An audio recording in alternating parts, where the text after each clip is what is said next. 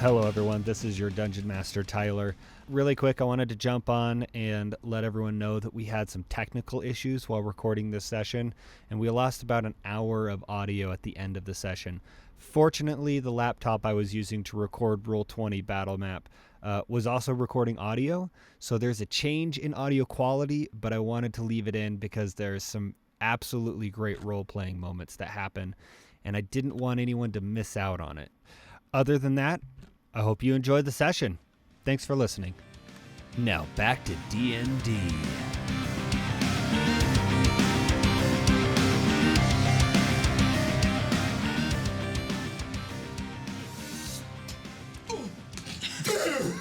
Fuck me.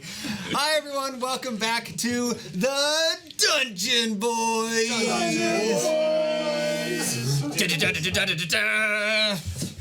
The crowd's doing it. I was so distracted. Already played. You don't need to. Oh yeah, I've already done the. I've already. It's already happened. Yeah, that's it.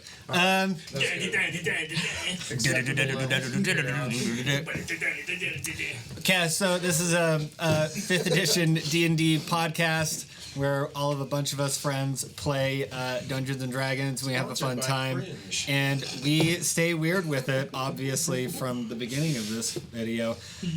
Really quick, I just want to say thank you really quick to Randy with Beast Recordings, who he hosts all of this, and we use a lot of his equipment. It all sounds great. It all looks awesome. And let's perhaps get into the game. Perhaps. If you guys are all into gaming. I don't think you can say that one. Anyways. What can't you say? Whoa. I've got something I gotta say. Okay. So. What? I know people are gonna watch this, but it's gonna be way past the holidays probably by the time they can see this. But we're in the midst of holidays, and I have holiday cheerness in me. I have prepared a gift for everyone. Oh, no man. Way. Bro, that was like timed and everything. Do you know, my wife and I would never have been able to coordinate that like that. Yeah, that was wild. That was incredible. I was about to yell at her to get out. Take one, pass it down. They're not named specifically? No, they're not named specifically. One is a very specific gift. I should be... Well, shoot. How many are there? I'll give mine to someone else. Yeah, I can volunteer as well. Been added to the list. Welcome to the network. No, that's... Yeah, we're good. Should be 6. You just can't count. Oh, wait. Oh, Just you're missing can't count. one. All right. Oh, that there's a... Are we all opening these together? You all put them together. Wait, are we gonna count down? 3, hold on, we gotta do the countdown. 3, 2, 1, go! Oh my gosh! You did not. It's a cup. Holy shit! Oh my god! Oh my god, it's Wait a paper! second. Yes! Hold up. Oh my god! Yeah, baby. Hold on. I haven't seen it. Yeah. Oh! Beat me to We the all have our own Dungeon Boy cup as for Christmas. Oh, dude, that's adorable. rad. So awesome. We gotta pour something in by the end of the session. Fireball! Lots of liquor. Fireball. Say no. No, don't fireball me! Be sport. I almost broke my Dungeon Boy cup. However, we know they are well made because Wow, look at the color of that. together. Wow. It did not break. Very nice, yeah. Thank you. That's You know so what? much fun. Anyways, I have an announcement to make. This is the beginning of our merch. If you'd like to buy one of these cups, you can. I'm kidding. Thank you very much, Randy. I appreciate it. Actually, we can make that happen as soon as tonight. Contact old Greg. Maybe merch will be happening at the time of this video. We'll see what happens. Shall we give a toast? Oh yeah. You got something in there? Mine has glitter in it, so. Is that why this tastes so I sparkly? can retire my Yeah, sparkling. to the Dungeon Boys. Dungeon Boys. Dungeon Boys. Oh, wait, oh my I'll god. laugh at this Hold on, shit. product placement. L'chaim. pretend to.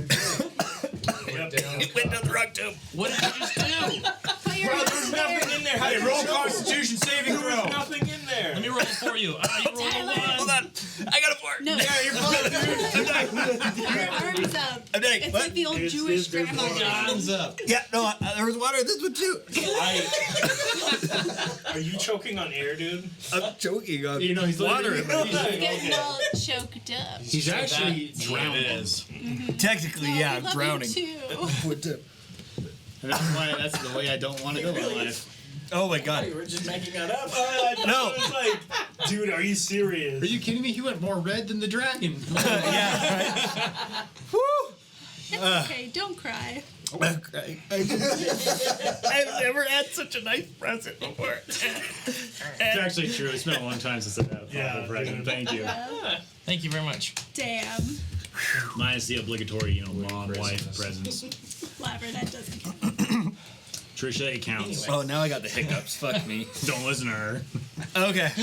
She spits lies. Now that all of the Christmas cheer has been distributed and dispersed out, it's time for me to kill you as a dungeon master. Just know that I love you as I'm stabbing you with swords and fireball Okay. dragons. That's one way to tell us it's the last episode. All right then. Foreshadowing. What if it's just 5 minutes of roleplay and then 3 more hours of him berating all of us? He only berates you, That's really. I'm called going to be honest with you. Yeah, improper foreplay. it's very fun. It's supposed to be the other way around. Sorry. All right. You're right. Big build-up. Oh, now I got a headache from coughing so much and dying. Fix my chair. So, So, you guys are on a mission to go to a different part of the world and check in on, first of all, some towns that have been being berated by creatures. And also, part of your mission is to go to a mining facility called TerraCorp, which I believe that was in the contract that everyone has in their, should have in their journals on Roll20.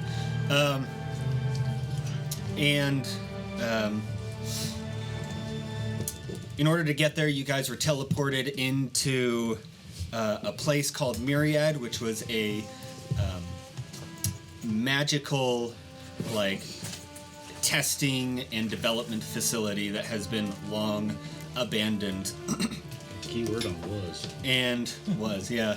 Was. After dealing with the horrors there, you guys finally managed to get out just before the entire facility exploded. As we cast. And the preceding days, you guys continued to travel westward to the town of Homestead that you have on one of your maps. That My has goodness. the north arrow pointing And it's right different. way. Totally. God damn. That map, That's man. killing God me. damn it. I tell you what. I get it. Just gotta.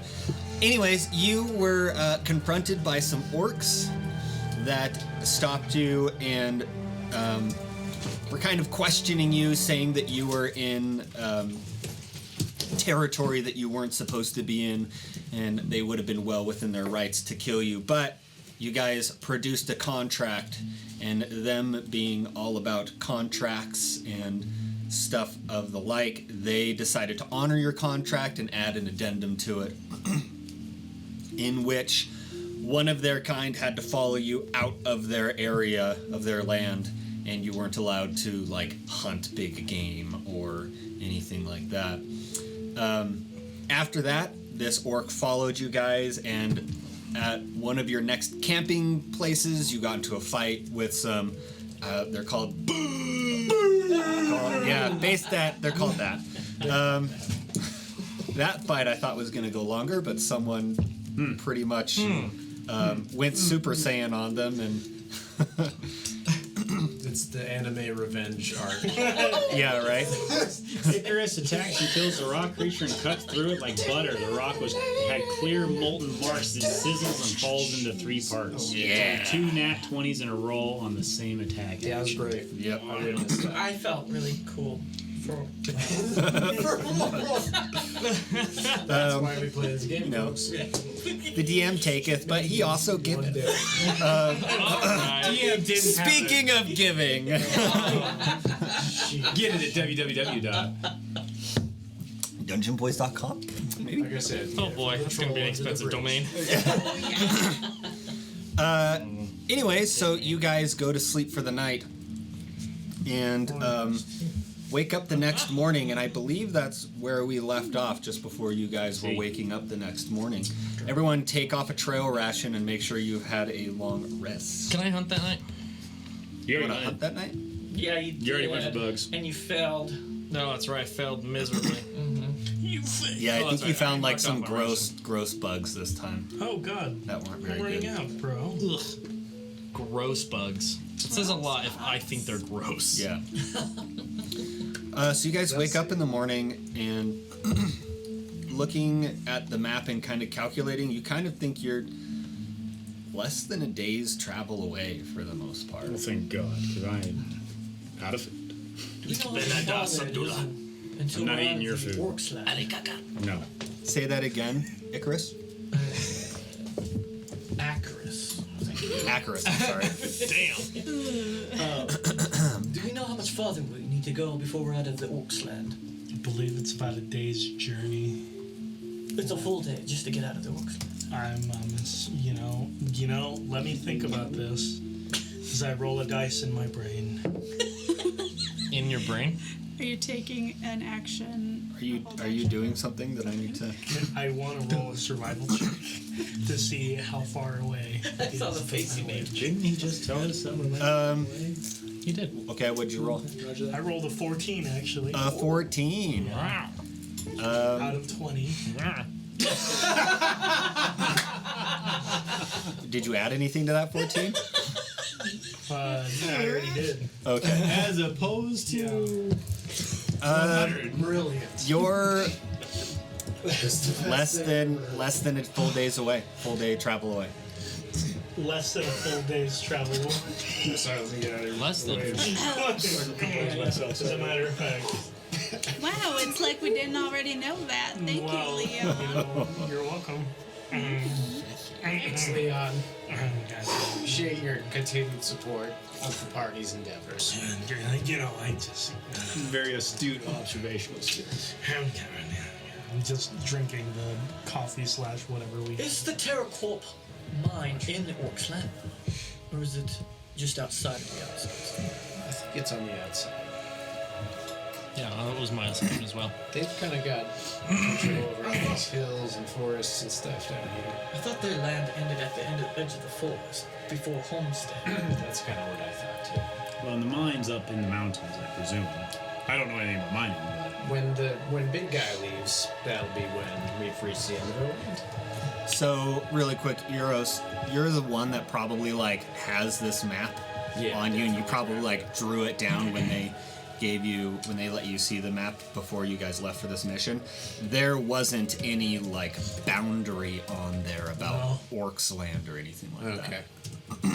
Okay, so it's just probably we might run into another tribe member, and they'll be like, "Who are you?" and be like, "Oh, we're just passing through." I don't know, man. It's about at this time that you see the orc that's been trailing you guys. He's getting all of his stuff put together and saddled up on his direwolf steed that he rides. And he's That wolf's food stays dead. I know. I thought you went crazy. This time I know. Just cutting that one off.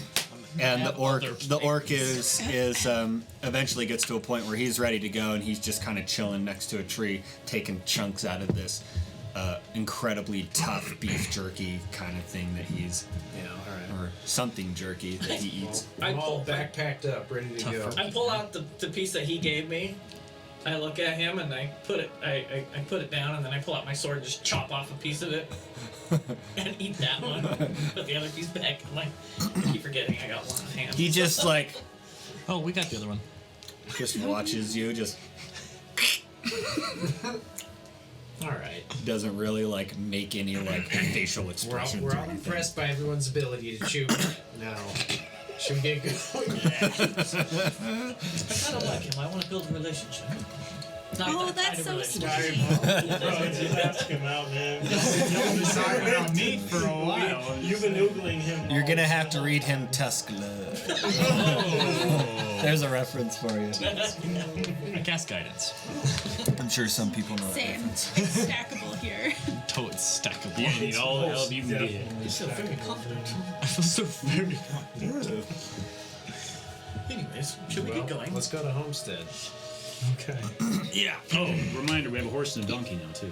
Oh, yeah. Oh, you guys do have a horse. And Oh, yeah. What did you guys name the horse and the Oh, donkey? God. Did we The name donkey's Yeah, name we named him. was You Charles. named one of them. Charles? Pretty sure it's Charles the Wasn't donkey. it Charles and, like, Frank? Steve. It was Oh, Steve. Steve. Steve and Charles. Charles was the donkey, Steve was the horse. Yep.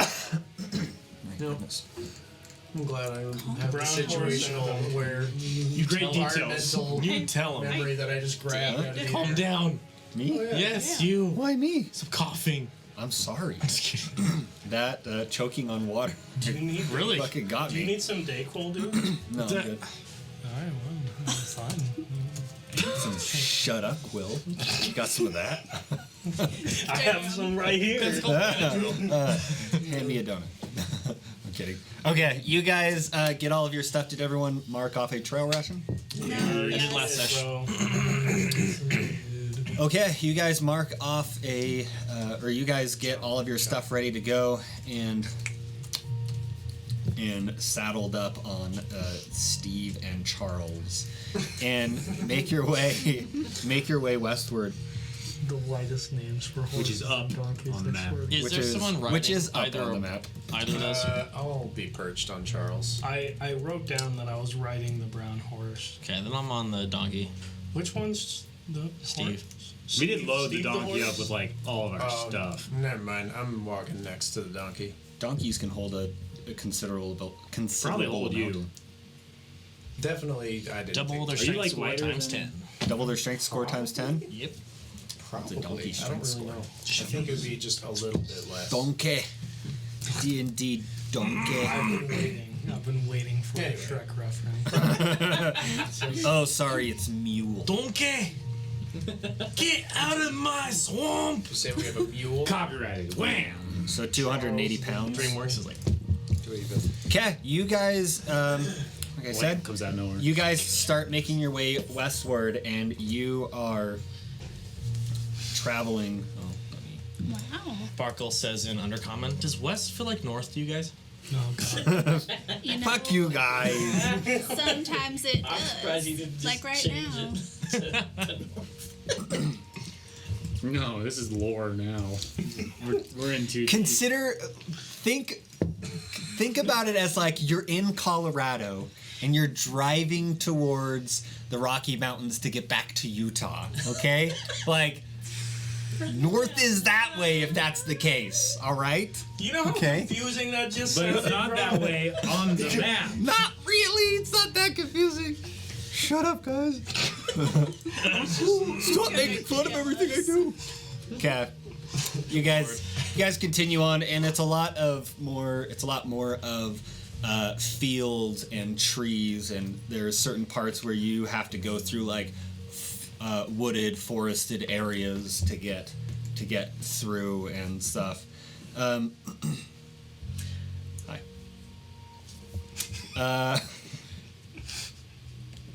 Somebody roll me a d20. I've got you! Okay, why don't you do Wow, that? bro. How much do we know about the people who hired us for Uh-huh. this mission? Tres. So this contract is anonymous. You don't know who actually put in the contract.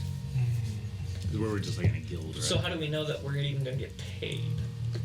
The guild, the it's guild from is the guild responsible owner. for paying you. Gotcha. As we're riding along, I'm just gonna bring it up to the whole group. Does anybody know what Terracorp is mining? Can I roll a? I mean, to be honest with you, I had never even heard of TerraCorp. Does anyone have Before the history as a contract. proficiency? I do History not. is proficient. Okay. Maybe I do know about it. I do if it's about You got a 3? 15 or Wrong character. undead. Nope. You don't know. No, I'm talking about the roll earlier. Just for you, I will. What was the roll earlier? You asked for a d20 roll. Oh, 3. Thank you. Yeah. How do I Oh, do that's cool. I didn't know that. That's different. My buddy here is about to roll. My buddy here. 18. What the? 18. FYI. Do you have history as a My proficiency? buddy. Okay. And I just used my mega expansive bird brain feature to give myself advantage on the roll. Kenku recall. I have a mind palace. It's fine. Don't You worry. look deep in thought. It's not. That's not a thing. I made that up. Because I heard it in a movie somewhere, and I think it sounds cool. Mind That's palace. the one I meant. Mind palace. Yeah. Most people He have sits in mind his white shadow. room and just, here's I my have a mind library. shtetl. It's not the first time. It's not the first time you've heard. Yeros, I'm answering your question. I'm so sorry. It's not the first time you've heard of TerraCorp. You have heard once before of a small, like a small, almost not really a mom and pop, but like a very small local mining company being bought out by a larger mining corporation. And then this corporation comes in and like really ups the scale of it. And so you're not exactly sure what they're mining, but it is, you do know, you have heard of the name TerraCorp, and you do know they're like a big corporation that, like I said, comes in and buys. They kind of scope out, from what you would think, they kind of scope out smaller mines that probably have a lot of undiscovered worth to them, and they buy it out, and then they like up the production of it and the value and the scale of it. And that's what I relay. So you're not sure what, but Just find it you're not sure what they are. One of the main points of our contract is to ensure the company is still up and running. Not make sure the people are still alive. They're not concerned about the people, but the actual mine still mining. Just I mean, curious. to be fair, you need, They're running the whole thing on magic? I guess, you need individuals to mine, unless they're constructs or something. in my That's But impressive. it's just the way it's worded in our That's a weird. contract. That's a weird wording. I agree. in my experience, it's always less about the people's safety and more about whether the gold's still flowing. This is all in common, right? Yeah. Cool. Barkuell's pretending he understands every word. I You all look at understand. you and You all I sound nod, like a race that I heard of back and in you the day just- called millennials. I'll go ahead and just be like, hold on, guys, I gotta translate from Barkuell. And then it's silent. Sink it into his head. You guys just see Yeros go quiet, and Yeros and Barkuell are just like You might see little flickers of energy. Staring. going Now on. kiss. You don't want to kiss this, trust me. Precisely. Very well done. That was a good pantomime of pecking. Now, should we talk about your pecker? I'm kidding. Well, is this the time in every campaign where we roll for size? So you guys eventually come out of the y'all come out of the forest to see a you come out of the forest to see this grassy hill kind of incline up, and at the top of this small little hill is actually a small town kind of nestled up there. And as you kind of look around, you see that the forest has been cut back, and you just see like this little ring of stumps that go all the way around the this town. And as you anyone roll me a perception check that has like Don't mind if I don't. Nope, it's done.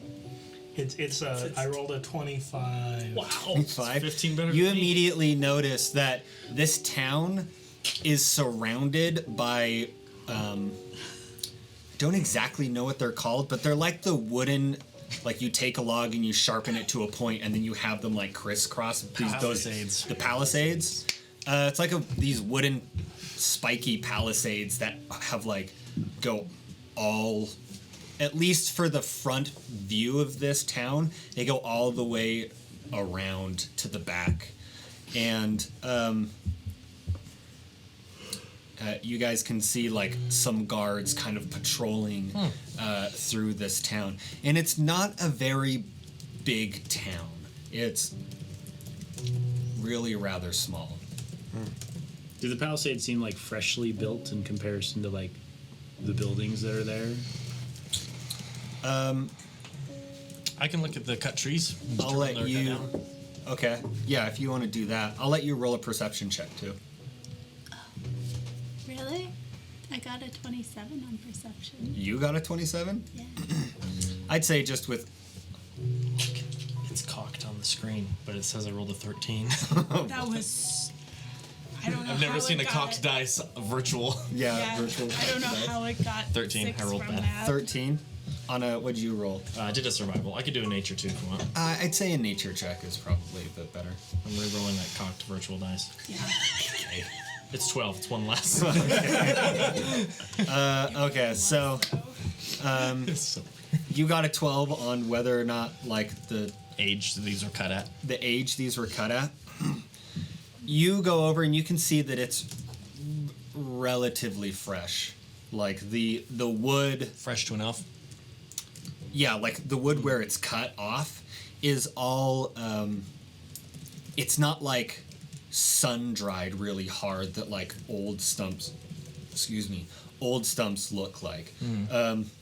No cracking and stuff like that? Yeah, there's no cracking. It's not necessarily still like damp, the wood is, but it isn't. Yeah, like it doesn't look like wood that's been sitting like dead wood that's been sitting outside for a long time.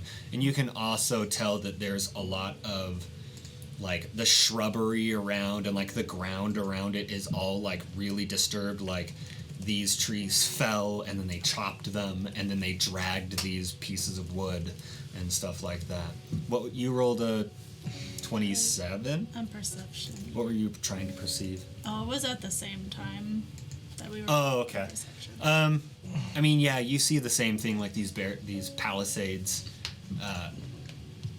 kind of set up and just guards patrolling the whole thing. You do also see like a little bit of a small opening in one with two they're like makeshift guards towers. You specifically probably noticed this, where there are two people standing on either side of this small little opening, and it's not so much like a tower with like a roof over it, it's like a raised platform, like probably raised 6 feet off of the ground or something.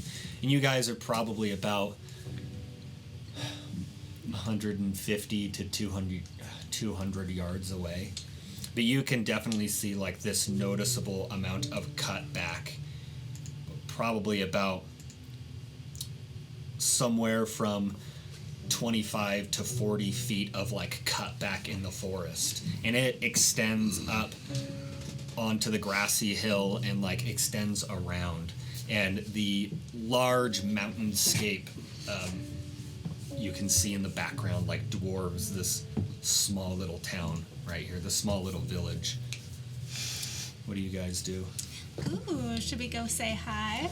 Looks like they're trying to protect themselves from something. We might have to appoint someone to speak for us. You. Are you kidding me? No. Isk. Fine. You know what? Yeros, you're always so kind and like to talk to people. Yes, I love talking to people. I vote Yeah. yes. It's my favorite thing. So good at it. You know what? Well, I've got some other ways. I mean, in case the discussions don't go well, I can always just kind of give them a little Hey, little nudge give in him the a right little direction. nudge. Yeah, we'll be fine. Let's go. These people are obviously protecting themselves from some thing pretty recently, so Yeah. if we tell them that we're here to take care of whatever they're protecting themselves from, I'm sure they'll be willing to tell us any information they have. All we have to do I is kind of just agree, too. show we're friendly, and we should be okay. I mean, It seems contracts hold a lot of respect in this area, so I'm It's sure good enough that for a bunch of, albeit well organized orcs. That's probably good enough for these people. Is the orc still with us when we get here? You look back. What's your passive perception? 13. 13. You look back and he's trying to stay within sight of you, and he is still there. Yeah. But he's like farther away. He usually maintains like a 50 to 75 foot drag behind you guys, so he's not like right up riding with you guys. He's following you to make sure that you don't break the terms of the amendment to the contract. I'm sure he hates his job. might be more calm than his other tasks that his brother had done. Being an orc, I would assume he'd rather be out doing the other thing.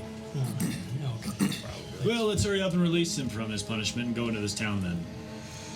What do you think Let's he hope that did? releases him. Yeah, maybe this town's still an orc town. So we approach the town. I did not think of that. We're gonna go through the town for Let's do it. Yeah, let's go. fun. Go approach whatever Fun gate-like and thing profit. is. Sparkle's staying in the back. Barkuell standing in the back. Sparkle in the back. You guys. Say, Sparkle and Steve. You guys make your way up towards the city, walking through the grassy. First, the small strip of cut down trees, and then you make your way into like this grassy field, and it's almost idyllic. The kind of scene that this looks like. The grass is just really fresh, green, long, and kind of just swaying in a light breeze, and there are a few clouds that kind of float by overhead under a blue sky, and it seems really rather peaceful here and quite scenic. And as you guys are walking, Starter town in an MMO. yeah, right. As you guys walk, those of you with the higher passive perceptions, such as Leonore and Leon. Someone else has a really high passive perception. 14. Barkuell. You guys notice that the orc following you has stopped at that forest ridge line, and he just watches you guys approach from there, and he's no longer following you guys. He hasn't like turned around to leave yet, but he's just kind of watching from the wings, so to speak. And just wave back to him, just to kind of have like a bye.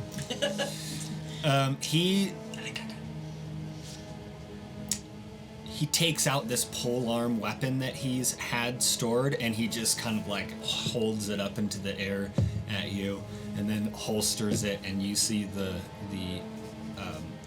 dire. He just kind of turns around on the dire wolf and walks back into the forest and disappears. I think he likes me.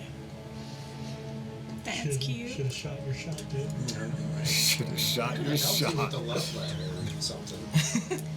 He does have a way pretty with good writer. words. This is true. I respect strong fighters. We could have come up with a It ballad doesn't and have to be everything. sexual. Sure, he's strong. Neither about of it. us. I didn't mean to step on your toes there. A little Let's go defensive. talk to these people. Give me my cup back. Wait, what? Can you give me his hand first? I pull it. I grab your hand Wait, out of my what? bag, and Do you have my? Yeah. Oh Do yeah. I even see that? unless you're paying attention. What's your Bob. passive perception? It's 13. I have a very high slide. You guys, Are you guys trying to keep it secret? I was gonna say, I naturally do things like that secretly. Okay, 'Cause I have a +9 sleight of hand. roll a sleight of hand then. Yeah. He rolls on that one. now you're gonna get Also, keep in mind that he knows that you redid his hand. You did it right in front of him. I didn't do anything to his hand. I don't know what you're talking about. No. Oh, you know, you did. You did. Was it Mage Hand? You did like a mage hand It's a thing. 21. Didn't he turn it into like 21? mushrooms? Yeah, he doesn't see you pass his hand back to Barkuell. But you know about it. You do know about it because he reanimated the hand right in front of you. I have to recast animate. We'll have to kill it and recast animate dead on it because it's out of control right now. What the fuck? Unless you cast a spell every day, it gains sentience So it's or in a something bag, like that. losing its mind. Oh, it's a zombie hand. I don't think you need to Just kill it. like You just have to waste. Well, to continue to keep control of one you've raised, you have to cast it within the 24 hours. Okay. And definitely did not happen last night. Okay. It's interesting because I've read that spell recently, and it doesn't actually say if you can regain control. So I'm gonna say it doesn't. You can't regain control of it once it's gone. Do not eat that. You gotta put it down. Just put it back in a bag. Put it back now in a dead bag. hand in a bag. Okay. Did you kill it, or is it still? Oh yeah, I don't want this thing killing me in my sleep. Okay. How do you do it? I have a mess kit, so I probably got like a pan, and it's like ding, bong, bong, bong, bong, until it stopped moving. And Yeah, then you can't hide that. And I'm like, Tiefling hand. I'm like debating if it'll come back, and I'm like, eh. Your character.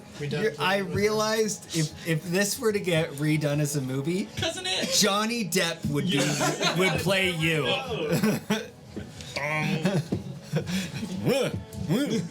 Dong dong. Oh God. Thank God this will never be a movie. Johnny Depp. You never know. Never say never. Pay attention, man. Johnny Depp, if you're watching. Please, for the love of God. 10 years Amber later, Heard you get an plays email. your character. 10 What? years. Amber Heard, he's play your character. Oh yeah. Yeah. Absolutely. Okay, so you guys make your way up, and as you do, who's leading the way? Yeros is. I'll be I'll be behind next to him. him though. Okay. Oh, us two. Yeah, I'm in the back with Barkuell. And Steve. You know what they say, And Yeros? Steve. Put your best bird first. Oh. As you approach, you hear.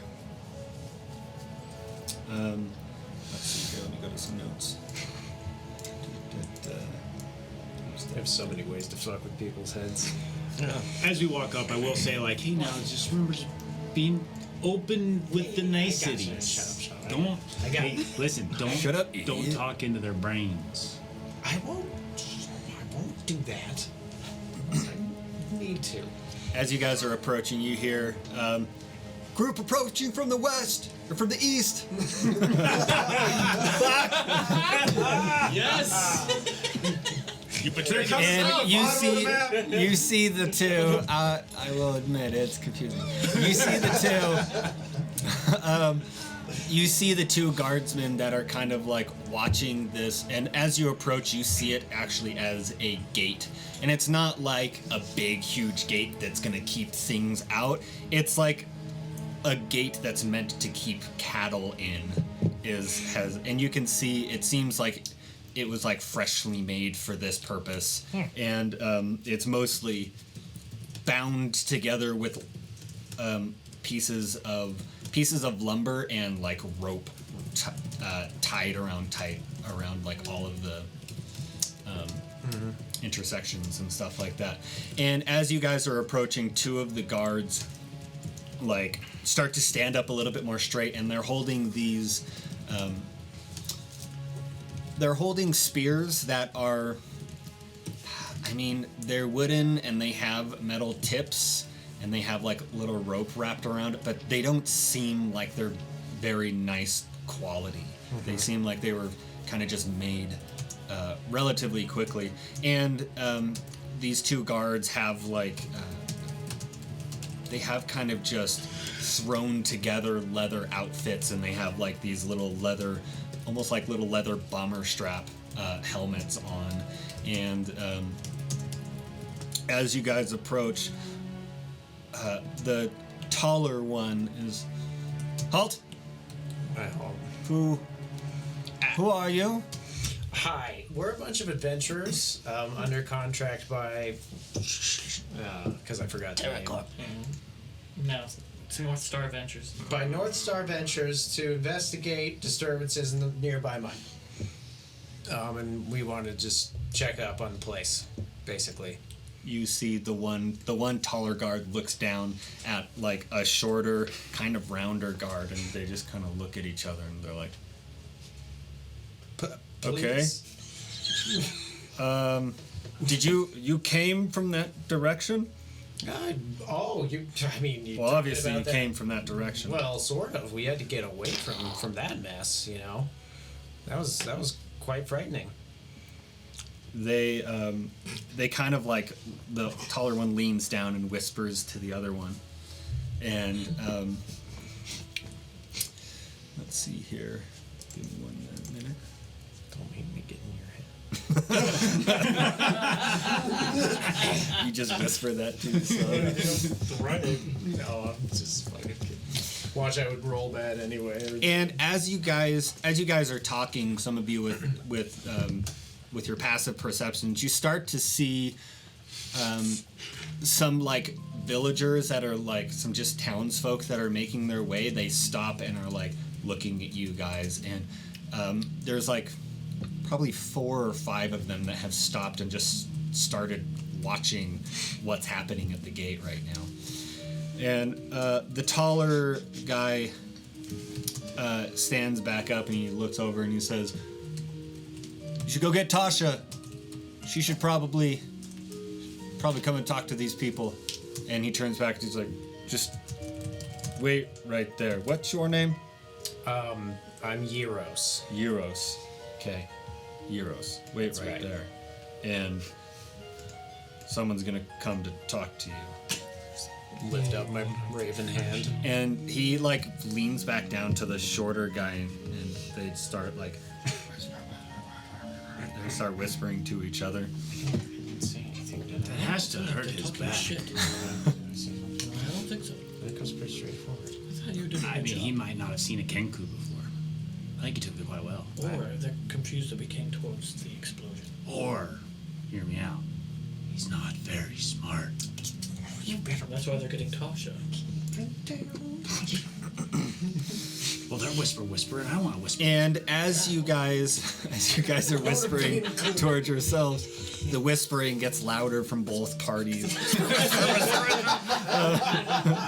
As you try to out-whisper each other. That's deep speech. Hashtag deep. You see a woman approaching with like another guard, a guards person kind of trailing behind her, and this woman is relatively large, and she has this like white bushy hair that's pulled back into kind of like a really, really loose ponytail, just to like keep it out of her face. This white, wiry like bushel of hair, dirty clothes, and she's wearing like this white shirt with like a brown vest over it, and then this like leather work apron that runs down. And as she approaches, the guard turns to her and says, "Tasha, they say they have a contract to come and help or something like that." What? Yeah, well, we definitely want to help, but we got to go to the mine that's a little west of here. The TerraCorp mine. Yeah, our employers had some interest there, and they've heard rumors that it's gone. There's giant beasts attacking. I don't know. Something's attacking it or whatever. So that's why we're And here. this woman, she approaches the gate a little bit closer, and it's at this point in time you can see she has a scar on her that kind of runs down her like side of her mouth, and it looks like it's healed up in a way that permanently like pulls her lip up into this like perma snarl almost. And she's kind of just like looking at all of you guys, and she says, "Well, this ain't TerraCorp. What are you doing here?" Well, we're passing by to get to the mine, really. What time of day is it? It's probably somewhere in the vicinity of Well, 3 or 4 in the afternoon. You know, that was just kind of my memory, but I think it was probably a different mine before it was, yet another TerraCorp mine. Tasha human? She is human, yeah. So, We were also looking for lodging for the evening prior to pushing on. If that's available here. we're not All right. And do you say that out loud? No, I whispered to you. What did you say?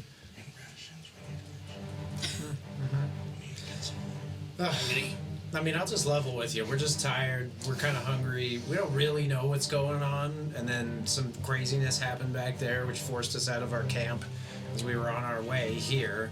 And so, She's like, you guys came from that direction?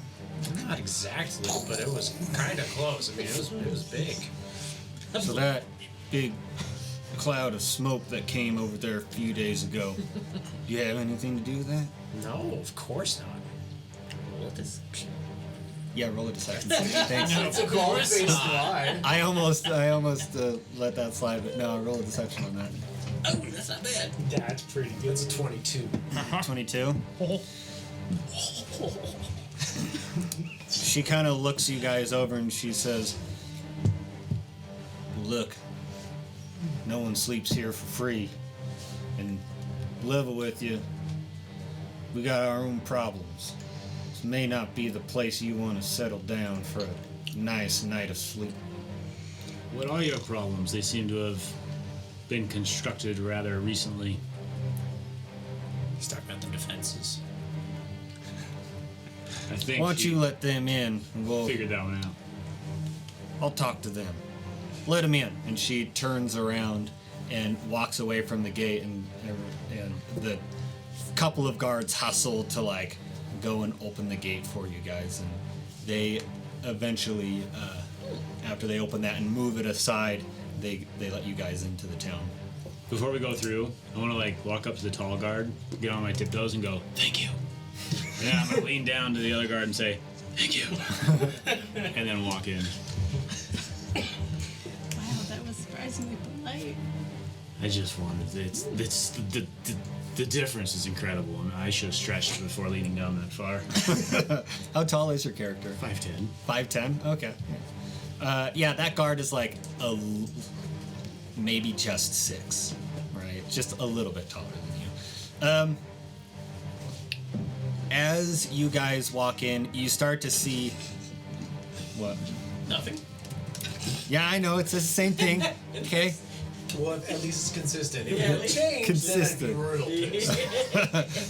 It wasn't consistent. I had to change it. I mean, it was consistent. I know what I'm doing. I'm consistent. You guys make your way into the town, and as you guys walk in, there is like minute by minute, there is a bigger crowd of people like coming to see what the hustle and bustle is around the east gate. Looking at the people, what kind of state do they just look like regular commoners going about their day, or do they look like they're more like militia, like? They look like regular commoners, Okay. but they don't necessarily roll a insight check or a perception check. Either or. Well, if I have a choice, I'm doing perception. That's 14. 14. They don't necessarily look like they're just going about their day. They all look like they have something they have to do, and they are like on their way to get something done. Almost none of them are just like moseying along.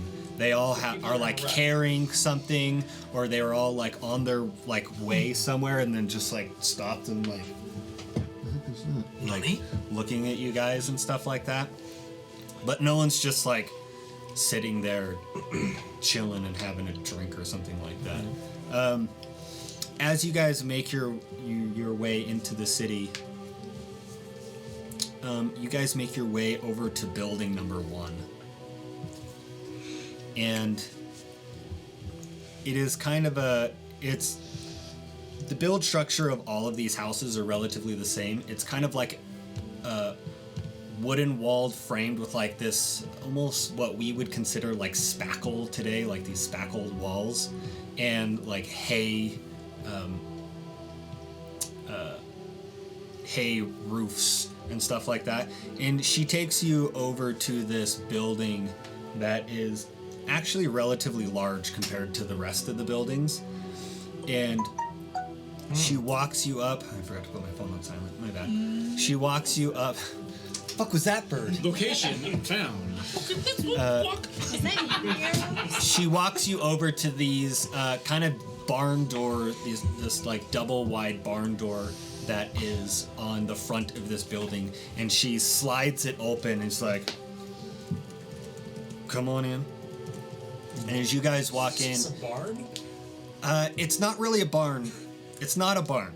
As you guys walk in, you see. Does she like let us all in before her? Yeah.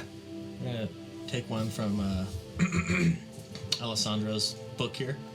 As I go in last, I'm assuming. I'm gonna go kind of do what you did. You said thank you to those guards. Oh my god. Thank you.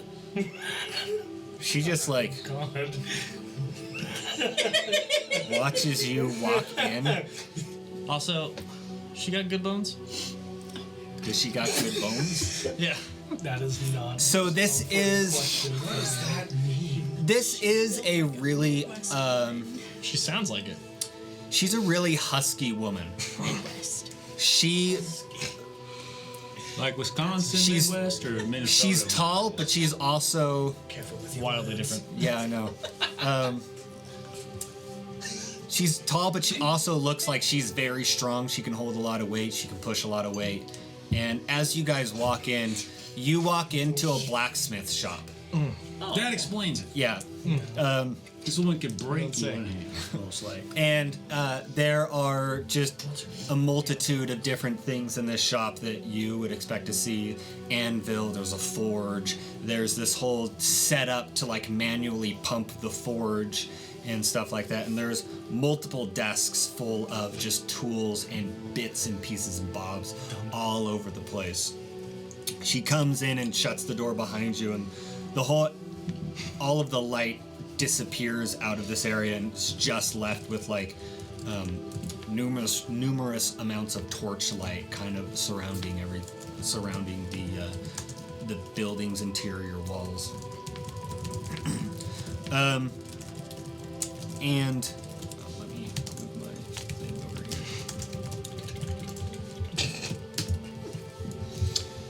here. As she walks in, she says, "So you got a contract from who again?"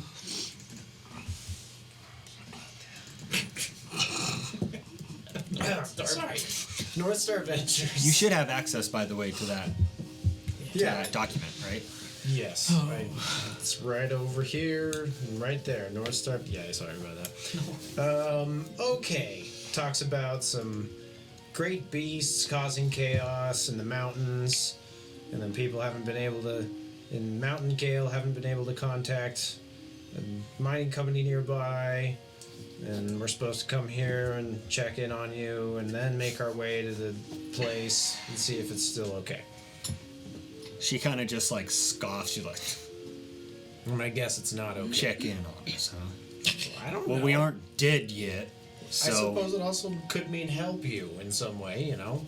You're not just gonna sit here and be like, hey, you good? All right, bye. Can I read that contract? Be my guest. She takes it and starts looking it over. No, if she tries to do that. I whisper to Yeros while she's reading it. Remember what I told you about the wording in the contract? She might get pissed off when she reads that last paragraph. He's been quite. Who requested this contract? Doesn't say on here who you're doing the contract for. We actually don't know. An unknown benefactor, I suppose. Of course. Look, I know. Apparently, I know about as little, less than you might. So. Well, it's nice to know that somebody at least thinks we've probably need some fucking help down here. Jesus Christ. You can tell she's like I'm guessing this is a little too late. Do you say that to her? She kind of just like looks at you and she says, all these palisades weren't there 3 days ago. That's impressive. You're damn right it's impressive. A frickin' do you see something?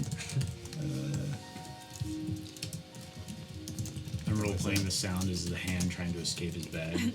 All of us do it. Sorry. And I'm just We like, start.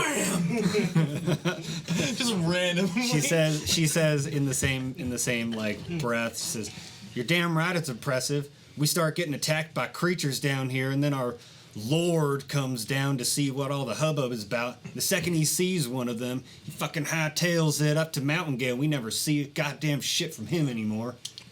Left us to defend ourselves, and now we get this. What Just trying to send a little bit of help. Looks like.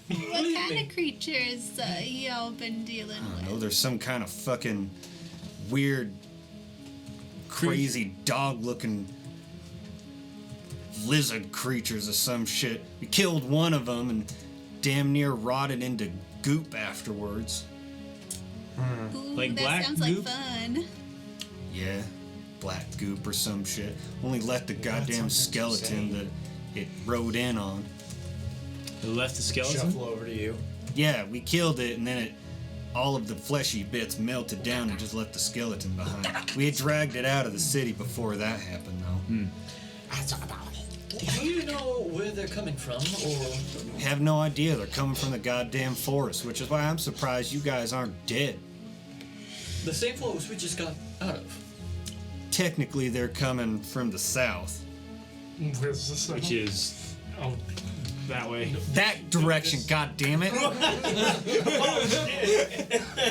And now I get this, and it looks like really all you're here to do is pass through so you can get to the goddamn mine up there and help them take care of them and theirs. So it sounds Isn't like it? Says right here you gotta go to TerraCorp. What about the people in this goddamn town that are dying? We don't mind helping you out. That's do it. Where's the goat? Do you say that in common? Yeah, I know like 5 words. The words you know in common. Rotten, goo, body, bones. Where is the Good. goo? So if you're 5 words, you know. And I know how to say thank you. 5 words and never learned how to count. Yeah. What did you say? Sorry. oh, just his 5 words. Where is the goo? Where is the body? Where is the bones? She said we dragged it off outside of outside of where the Palisades are now. Somewhere out there, you can go look She's at it. going to like switch to Unfortunately. undercommon. Although I can. It looks like they Consult my dragged notes. it off. Do we want to offer our services to get you some? I'll show you my hand. I mean, if we can add addendums to this thing, apparently that's legal. We could just add another one that stipulates that we can help you out some way. I mean, you are the leader of this town, right, Tasha? I'll just tell you. I mean, I'm the one. Let's see here. I really do insist that we help you. Sorry, let me look up this name because it is a doozy of a name. Maybe in the process of helping them. When Biriek saw what had happened and he took off for Mountain Gale, I was the only one that stepped up and tried to help these people out. I mean, I already lived here, but shit, if he's just gonna up and leave, someone's gotta be here and help these people out. Well, where I come from, if you're the one leading and the only one standing up to lead, that means you're in charge. This means you have authority over this township, which means you can amend and assign and sign off on any amendment to our contract. I mean, all we need is a local authority figure, right? You aren't gonna get in trouble for that? With who? We don't even know who we're working for. Let me just say, No, fellas, that How would might. Star Corp Venture, whatever they're North called. Star Ventures? Yeah, how would they feel about this? Roll. Okay, I'll answer your question in a second. I want you to finish what you're trying to say. the orc people, that was a really specific circumstance. I think they did that, or else no one else would be able to do that. Add an addendum. We would be dead. Yeah, there's. I'm not sure we can Well, add anyhow more then. addendums. We don't have to change anything. We stay here, help them out, conduct reconnaissance on the creatures that roll our pocket. Sorry, what was your question? I forgot. Oh, you wanted to know if it is like okay for you to do that, Yeah. or something like that. How our guild would feel about us changing the contract.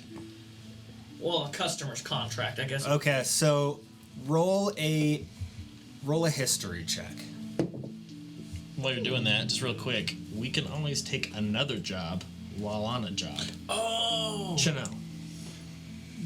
This Yeah, we means can make a that's a verbal 20. contract. A 20. A side quest. Yeah, side quest. That pays. You're not really allowed to change the details of a contract. You like the party that takes on the contract is not allowed to change it, because then that basically is just like, we can just do whatever the fuck we want now. If we just have an authority figure change it, Yeah, you know what? like Tell you what. anyone can change that contract. Let's buckle down and help these people. All right. With that 20, Let's do it. you start to think the orcs made an addendum. It wasn't so much like an addendum. They added a piece to the contract saying you were allowed to walk through their territory. And Yeah. it wasn't like changing the terms of your contract. It was adding a thing so that, let's say, if any other orc stopped you, you wouldn't get killed. Right. Right? So, Well, I mean, and then also they did add that there were things you weren't allowed to do. So that made you representable if you broke their laws too.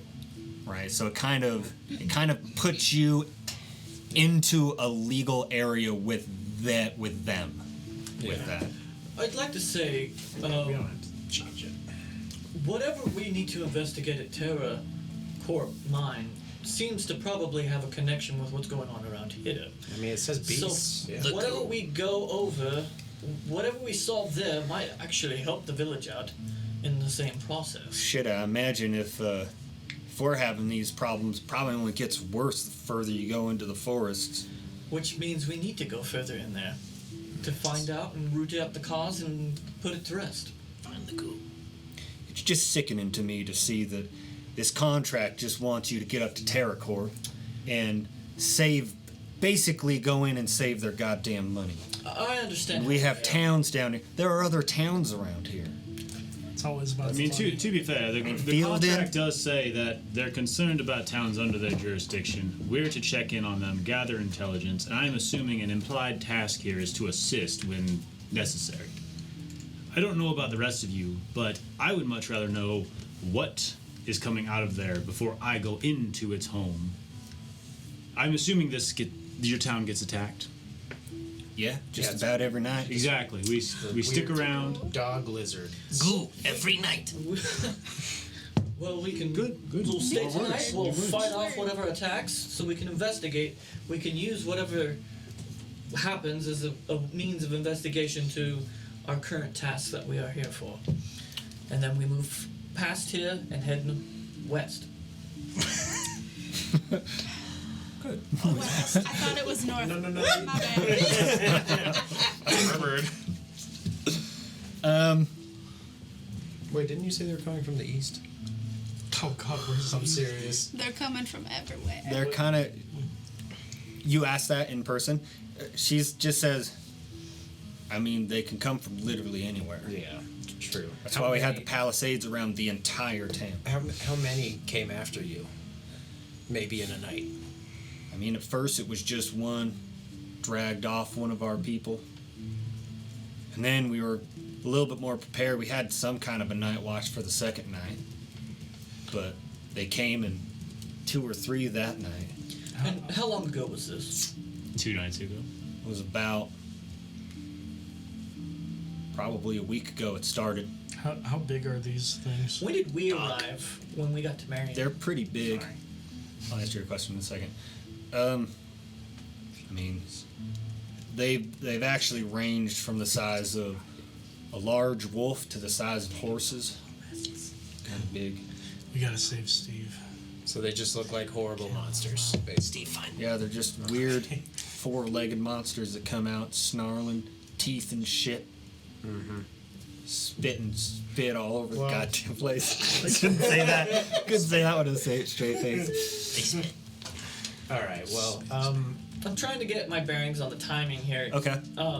So how many days has it been since we got to Myriad? It's been. This is probably your 5th day. Wow. Look at that. So 5 days. So, and you guys were only in Myriad For like 2 hours. for probably an hour and a half total. It was 5 sessions, and you were only in there for an hour and a half. That's how it goes. That's how trauma works. All right. So basically, we got to Myriad 2 days after these guys started getting attacked. How long ago was it when we got the contract? Like, when was the contract posted? You guys essentially got called in to ask to take this contract, and it was like you probably had a few hours to prepare, and then you were out of there. Yeah, because that's the whole point we were teleporting, so we had to get here quick. Yeah. As quick as possible. Otherwise, it was like a month's travel to get here. I have a sneaking suspicion that Terracourt, the mine, was attacked before this Homestead village, but... Yeros. hold on. What was that? He was just asking for me what's up. Oh. Continue with what you're saying. 2 days. It took us 2 days to... before we actually arrived into the land, and then another 5 days to get to here. So that gives us that week. But I have a feeling that the mines have been disposed of by these creatures before then. Yeah, probably. So whatever's happened has been growing until it got to here. We don't know what's going on with the other villages. Could the mine have released something during their mining operation? It is very, very And possible. it's spreading now, and we have to clog the hole. Anyway, as far It's as like a hive. as far as you and us are concerned, how about we will help you guard tonight and do everything in our power to help. Just give us a pile of hay to sleep on, and then we'll be out of your hair in the morning. We'll do our business, and maybe if we end up doing something worthwhile up there, we come back. I wouldn't want to show my face again if we didn't have it empty. We didn't have something to show for it. All we would ask for is free lodging for tonight, And some maybe some rations. rations. What happens when you come back and we're all dead? Well, Well, it means we failed. If you're all dead, then we'll probably be dead too. No die. I mean, we can always go, when we leave, we can always make for, Galehearth, whatever that town's called, wherever your bitch of a lord ran off to. And Mountain Gale? Mountain Gale, and that's where you can come in handy and actually get them to send these folks some actual resources. Do me a favor, if you see that asshole on the street, kick his ass. That's more them, but I can tell a good story about it afterwards. I can slander his name. Consider it done. I'll tell stories of ass kickings that have yet to happen. Well, look, I do appreciate you guys offering to stay and help at least take one of the night shifts. We'll take the whole night. Some of the night guard would be pretty happy to get a night off after Select such a long your time. 6 tiredest guards and let them rest for the night. Well, I'm gonna send you over to Derrickson. He's the captain of the garrison. Derrickson, the captain of the garrison. Oh shit, I didn't even realize. Love it. Love it. And he'll set you up Easy with. to remember. He's the one that's been setting up the shifts for the night guard, the night shifts and all that. He'll set you up with where he wants you guys to go and at what times, because All right, sounds good. we're not just sending people out to watch at night. We have this shit on lockdown during the nighttime. But I do appreciate you guys willing to stay and help. We don't have, unfortunately, we don't have a tavern or anything like that. But if you ask around some of the people around town, they'd be willing to let you lodge with them for the night. That's usually how we take in travelers and stuff like that. Or we could even set up our own tents or something, just in an open spot. And we're fairly easy. I think. As long as the weather's fine, it's all right. I mean, I look at everybody. you're welcome to try, but we don't really have a lot of free space around in this town. Oh, we'll definitely ask around. Absolutely, won't say no to a bed. Yeah, I'm high well, maintenance. And You know take that. charge of that, then. Just kidding. They put you in charge of this, right? I don't know what I'm in charge Do of. you just want to go stay in the hut near wherever we're being posted? Yeah. I'll make sure I get the contract back from her. With Steve. Even though that's What implied. about Charles? Why you hating on I see you're a Charles? blacksmith, though. I'm gonna look at Deep. her wares inside her shop. Can I see like any example of her craftsmanship? You see examples of her craftsmanship all over the place. There are, from what you can assume, being the only like blacksmith in a town, you probably have to be very diverse in your range of abilities. So she has everything from. Well, roll a perception check. Sure. 11. 11. You definitely see spots where there are like parts of armor, but not like full plate armor or anything. But you can kind of see where there are bits of leather armor, and she's trying to like shape pieces of metal to like fit into the armor, like into like pockets in the armor and stuff like that.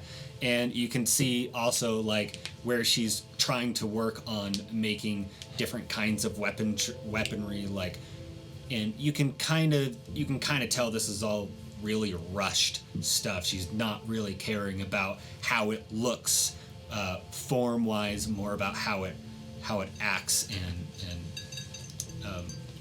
how well it practicality, thank you. And so you kind of see like these short swords that almost look more like elongated shivs and stuff like that. And you see a lot of other stuff as well, like parts of chain that it looks like she was currently making and stuff like that. Just a lot of random things for random parts around town kind of stuff. Okay. So it looks like she does a whole host of things. But so her craftsmanship looks great though. Like she seems like she's a skilled. Yeah, it does seem like she's really skilled. You understand that making, like especially if you were to go into like a big city and you were to request a sword be made specifically for you, it's probably like that is maybe a team of 2 or 3 people that come together and work on that, only that for like 4 or 5 days to get that done, to make an order like that. So crafting does take a long time, especially if you're going to make something that is a really good product. So it just being her here, and it seems like her, like I said, her quality has gone down in order to make bulk stuff that will work properly and keep people alive so much. So you don't really see anything in here that's like, that's really good quality. Like, but you see everything looks like it's being made well enough to do the job. Okay. So, I see that you're a blacksmith here. Mm-hmm. That's a long. Yeah. Right. And I show her my hand. I used to have a sword in this hand. He's As doing of it. right now, it is useless to me. You lost a sword? Oh no, he lost his hand. Hand's a sword. He wants you to. I've had an idea to repurpose my arm. Maybe you can help.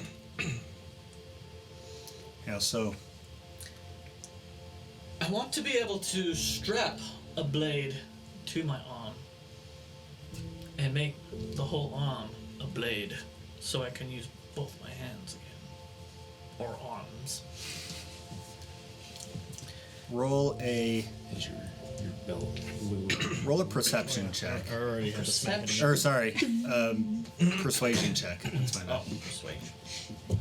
Do I even know what my bonus is for 14. 14. Look, I don't have the time to do something like that. That'd take a lot of work on designing and planning it out. I just don't have that kind of time. I have a lot of work to do making stuff and making sure this town stays safe. Maybe we'll talk again after your town is safe. Yeah. If we come out of this alive on the other end, I'll make you something. I don't mind. Anyways, well, let's get to it. I gotta get to work, but Derrickson's just across the way here, and she points you over to building number 2 on the map. How convenient. As you guys approach the exit, she says, "Hey, really quick, you guys walk out into that forest, go up to TerraCorp. You get into a fight you can't win, and you need to come back somewhere. Don't bring the enemy back to us." And she opens the door and shows you out. Okay. How apparent is it that they need weapons? Roll a perception check.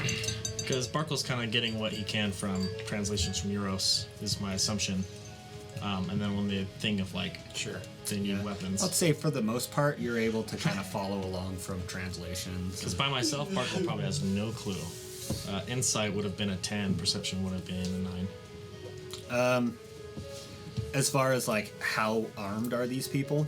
Did they need weapons? Was Barkuell's interest as far as. You don't really see people without weapons. Okay. And actually, as you start to walk around, you do see a lot of people you deem to be guardsmen have weapons of nicer make. But then you also start to, as you are walking around, I'll say a little bit more in the future, as you start to walk around in the city, you start to see that some people have some kind of makeshift weapon that they have slung to their side. If it's not a sickle for farming, or some of them just have a big stick on their side, almost like a club, a makeshift club and stuff like that, or a club with nails sticking out of it. They all have something that's they're all prepared for if something breaks through those palisades, it looks like. Cool.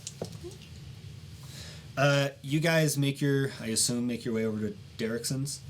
Mm-hmm. You guys make your way over to Derrickson. The door is actually open, and you see a guardsman walking out, just kind of pale-skinned and short hair, and he just walks out and nods at you guys and walks away. Thank you. He's just Sir, continue walks. we're sent to you by Tasha. We're here to me. Are you Derrickson, Captain of the Garrison? No, I'm not. Are you sure? He's in there. Don't worry. Oh, you look very I'm important. pretty sure. What's your Sorry. name? Oh, come on, fellas. Come on, fellas. This poor guy just wants to go. Urkel? And he runs away. That's the DM saying, "Fuck off and get on the track." Stop talking to me. Oh no, shit, man. Talk to Derrickson. Oh, you were. And you hear this voice Derrickson or Darrison? Derek. Oh, I'm already combining Like words. Derek. Yeah. No. Darrison. And you hear this voice and I'm in here. Derrickson. That's me. I'm in here. You can come in here. Derrickson of the Garrickson. Oh my god. And you just hear this. If before you've even entered, you hear just hear this. Oh god. And you see a hand pull the door open. And you see this copper dragonborn, and he just has scars over his scales and stuff like that. And he's wearing this old set. Seemingly old and heavily worn set of heavy leather armor with bits of rusted metal that are riveted into the leather armor. And he just opens, he's like, "What the hell did you just say?" Oh, please. He said it. I craft much better puns than that. Who are you guys? We're here to here take to over help. the night shift for the night. We're just passing through. I mean, that's quite the. Tasha sent us. We're travelers, Well, yes. That. quite capable, and we've offered for safety and staying within. You the guys are more houses. than just travelers. You're well too equipped to be just travelers. We're At least adventurers. mercenaries. We dabble. Sometimes. We dabble. Amateur. We work for a company that hires us to go and do things. Yes, but we are travelers. So you're mercenaries. We're temps. Sure. Basically, I yes. guess Sell you could- swords, mercenaries, We're adventurers. Okay. you say Anyways. interns. Anyways. Anyways, She will translate. What Tasha sent you to me? We told her we would help out for the night because you've been attacked nightly. Well, yeah. Pumping. Almost nightly. So we're gonna stay here tonight and we're gonna help Oh, so you're gonna join the night watch? for tonight. Oh, okay. All right, come on in. Any help is fine. Any help is great. Well, not any help. Good help is good. Is great. all right, Leon, get out. I know. Is he not like? No, he's a Oh, no. phenomenal archer. Capable? I No, just, I'm good. He's Oh, good you're an archer. sometimes. I mean, you Yeah. heard him call you Darrison. He's just kind of, but he's a very good fighter, very capable. I am the best. All right. Come on in. And he leads you guys into this house, and So many of you. there's like,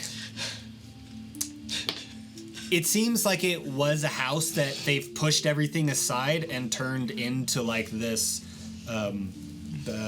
War room. like forward base almost or something like that. And so there's a large table in the center with a map of Homestead on it and like the surrounding areas, and all over it you see this grid of dots and such that's surrounding the area that's surrounding like the town on this map.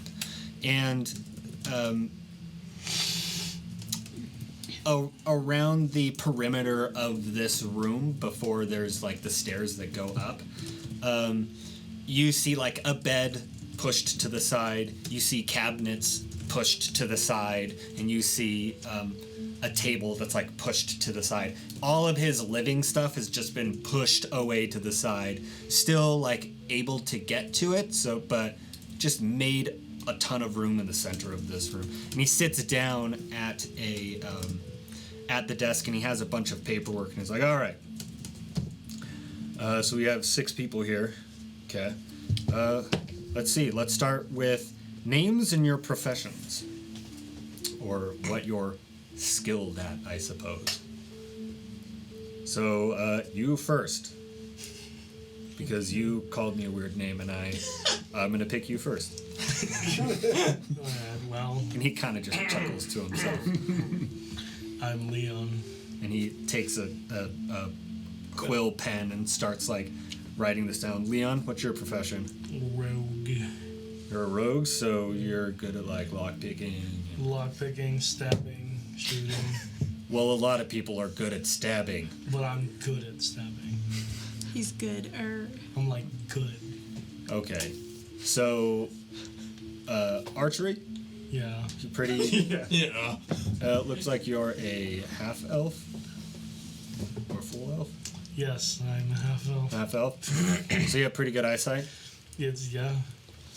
I'm good. I like this at guy. seeing. You are good at interviewing. Are you talking to him? I'm good at interviewing. Just like he's You just good at repeat everything stabbing. they do. No, but I'm Equally as good at interviewing as Good. he is stabbing. Impressive. Like good. good. Very validating. Like No. Good. Listen. All right, I'm gonna put you on a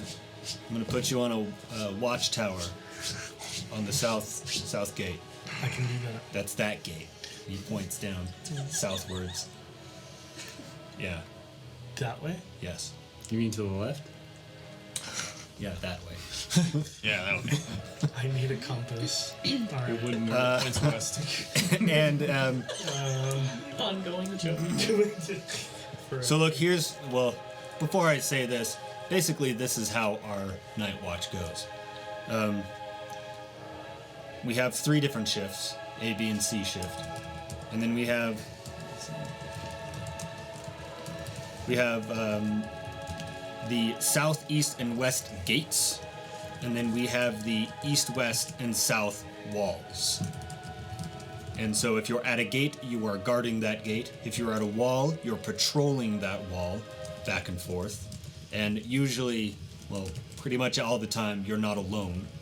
Okay? And then we also have torchbearer duty. Now, what torchbearer duty is, we have torches set out along the wood lines out there so that we can see all the way out to the wood, to the tree line. And this is one thing I forgot to describe to you guys. You did, as you walked in, see like torches that are stood up all along out here, like around the, basically where all of the trees started to get cut down. They have like torches just like dotted around all over the place. This is basically, torchbearer is when one of those torches goes out, someone has to go out there and light that torch again. So we have a small phalanx of people who get together and they go out together, and someone relights that torch and comes back. And the people on the watchtowers, A, you're making sure to watch out for creatures that are coming, and B, you're making sure to see if any of those torches go out. So if I'm putting you on watchtower, you need to be watching for the torches in that area. If any of them go out, you let somebody know about it. Have you ever thought about trying flaming arrows so you don't have to send anybody out? You just flame up an arrow and shoot at it. Like a stack of hay or something. Are you the best archer here? He's pretty good. I am really good. Let me ask you this. Would you be able to shoot a flaming arrow 150 yards and hit a torch? 150 yards. Reliably? Without setting the forest on fire? Well, I mean, He's answering your question. It's a rhetorical question. That's not happening. Did you say yards? 150 yards? Yeah. God damn, that's a distance. I mean, like, I can shoot 80 yards You away. might be the best, but you're not. I can kind of shoot that. Motherfucking Legolas couldn't make that shot. Get out of here. Are you dissing Legolas, dude? I'm about to Hey, you're gonna get fire in the comments, okay? I don't know. Anyways, he basically answers your question by saying, no, that's not something we do. I was about to go. We'll see. But the torchbearer has to go out, and they're with a phalanx of well, albeit a small phalanx, but they're not going out alone. They have support out there. Anyways, so that's how our night shift goes, and we're pretty strict about it. If I put you on one of these, you have to show up at the right time. Because if you don't show up, that means that area is weak in one spot, and a weak chain gets us all killed. Alright? Okay, so, Leon, putting you on a watchtower on the southern gate.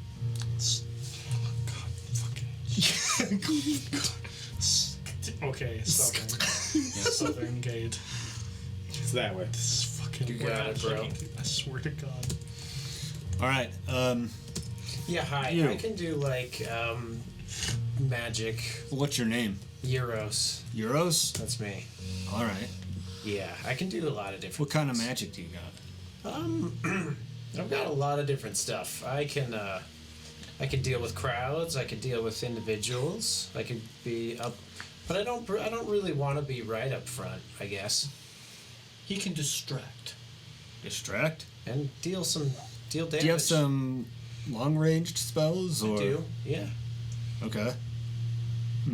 I could probably reach 120 feet out.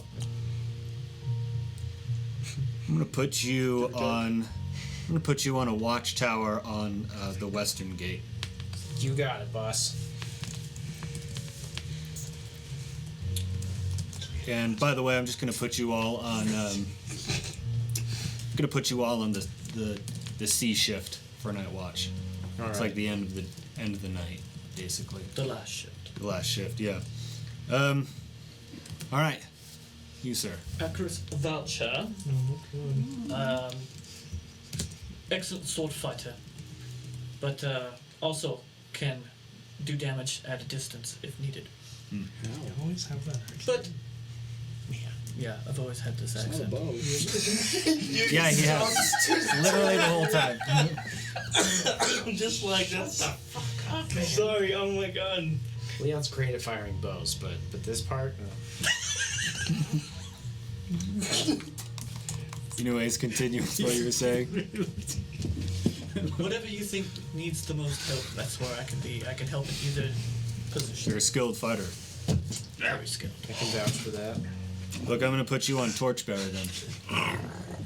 If you're not too afraid to go out and light a torch in the dark. Monster hunters in Wrong my campaign. background. You're in the right place, my guy.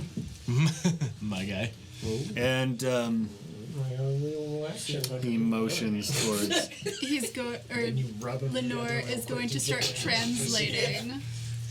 He wants you to introduce yourself and your profession. Barkuell. His name is Barkuell. Okay. His profession is goo Magic. and magic. What do you mean by goo? Hey, I quietly. pull out Squee Squee. Oh god. Just dead on the table. He does that. And then I have it start Yeah, walking make around. Squee do something. Oh god. And then I'll have it cast Druidcraft. This is not the time, Bart. So it starts making sensory effects and other cool things, little breezes, gathering leaves. As this is happening, because I'm sure Squeeze leaving quite the mess behind, I'm prestidigitating its path Okay. to clean it up. Because I don't know this guy's stomach. He might have a weak stomach, man. Okay. Nature. Animals. A nature. Okay. Rawr. I would. Hopefully, this question is not insulting. Are you an orc? He's like a very This son sick of a orc. bitch thinks you're an orc. How do you feel about that? No. Okay then. He starts looking over the map. Just assign him something. I'm gonna put you on the southern gate as a guard. Going on the southern gate is a guard. With Leon. Thank you. No problem. Okay. Miss.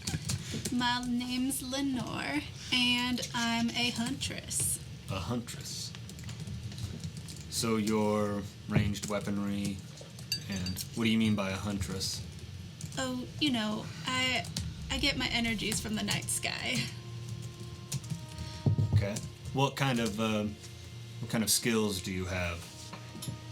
Well, I can deal some damage. How so? The radiant kind. Radiant kind. Yes. So you're like a paladin or a cleric or something like that, or? Yeah, sure. We'll go with cleric. She's Okay. real shiny. Okay, so you can deal radiant damage. Sure can. Anything else you can do? I'm real good at buffing buddies. Violently. Don't go into any context whatsoever. Just leave it at that. And if you ever need sharp eyes in the dark, I'm your girl. Okay. You seem like you're an all-around good fit for most things. You said you deal radiant damage. You don't happen to be able to use some of that radiant energy to help heal people, do you? I might be able to.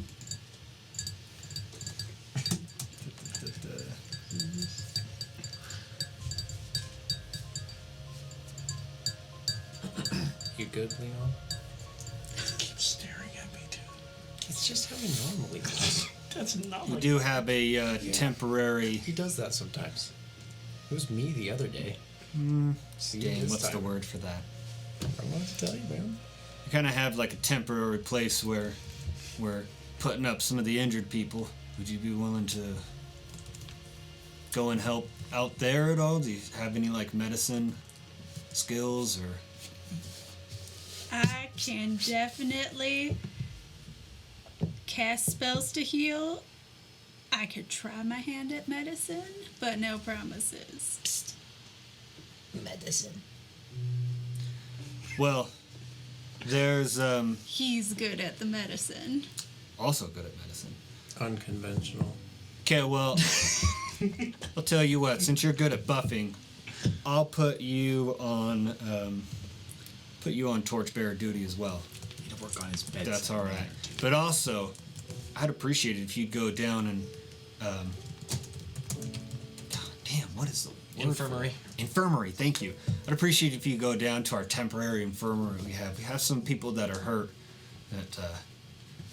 that could use a little bit of help if you. And the person we have down there, she could use some help. They could use some help. Lenore's gonna crack her knuckles. I can help heal. And last but certainly not least, I completely ignore you. When you heal people, do you also physically accost them as well? How's that work? No, see, that's for Leon. I heal you! That's me. See, Leon, he takes a little bit of extra effort to heal, so he needs a little bit of force. That was just because I was cursed, nothing else. Okay. I was just making sure. Don't always acquire smack. I'm just saying it's been a week and I still have your handprint on my back. Just not to use all your spells in one night. Regardless, anyways, Derrickson. My name is Alessandro, and I'm just kind of I'm a fantastic storyteller. That means he's good at nothing.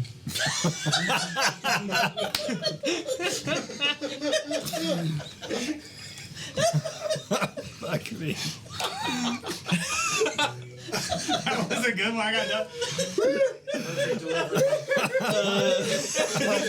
I've been waiting so long. I've been waiting. That's awesome. Since session 0 to get back to you. You did say that. You got it. You did absolutely say that. Here, let me make a roll real quick. A roll? What kind of roll are you making? I rolled a 17 sleight of hand to slap him with my mage hand. God. As soon as he says those words. Mage hand is invisible, isn't it? It is for me. It applies like 20 pounds of force, right? Yeah. Non-lethal damage. Pretty hard. Roll to hit with advantage. Advantage. It's the hand is invisible. God. You have no idea. But he has to do something like a cantrip to pull it out, though, right? Oh, actually, yeah, you do have to cast it first. No, that's what I was doing with my sleight of hand. Oh. Oh, I see. To be quiet There's a with it. Sonatic, there's like a... What are the spell components? Yeah. Man, this is a broke role play. I forget I can You're do not that gonna let as me have well. any fun. No, Randy. Sorry, man. Role player. He Verbal and wants to. somatic, not I'm component. backing Chris He up could on this just, one. make it very on the down. You know what? That was my somatic when I went like this, and I was like, "You." What did you roll? 17 sleight of hand. 17. Well, roll to hit Oh, to hit. with advantage. I can't cast those at the same time. Damn it. Actually, I've never cast this. I've never rolled to have to cast this. I think it'd just be. Would it be a weapon he's proficient in, or is it It'd just? just be an unarmed I was strike, gonna right? say, just It's make just it an unarmed strike. So roll a d20 D20 plus your dex modifier. plus your dex modifier. There you go. Or your casting stat. Actually, I'd say plus Yeah. your casting Yeah, stat. your Yeah, that's- spell modifier. Oh, with advantage. yeah. Sorry, Chris. I tried. That would be a unnatural 20. Unnatural 20. Oh, God. Yeah, Chris, you just get this sharp. You don't take any It's one of damage. these things. Okay. It's like the little like your mom when you're a kid ever when your mouth. My mom's never You saw kind of get a little. You kind of get a little sharp pain. Anyways, what were you saying? I'm a damn good storyteller, regardless of what he says. Well, look. And relatively well-rounded. I can perform some magic. I can perform range. I'm very decent with a rapier. All right, look. Well, why don't I put you on? I can see at night. I can create light. Put you on the western wall. Sounds like a plan. Oh, it's the walking one, isn't it? Oh. Shit. Sure is there, buddy. Anyways, for you two, Wave at you from above. Akrius, which position were you at? Torch. Yeah. That's not a good idea for you. he points you to, as you're looking at the map, he says, hold the sword. You can hold the torch. Lorthane is down here. That is the infirmary that we have. And he points you to building number 3 on the map. And he says, basically we have a call out when the shifts start and begin. So first shift starts at sundown. And then be paying attention for when the shifts change. You'll hear them. When you have to pay attention to things while you're sleeping, you usually wake up for them. So, anyways. Can I relate to that? What he just said there? Do you relate to it?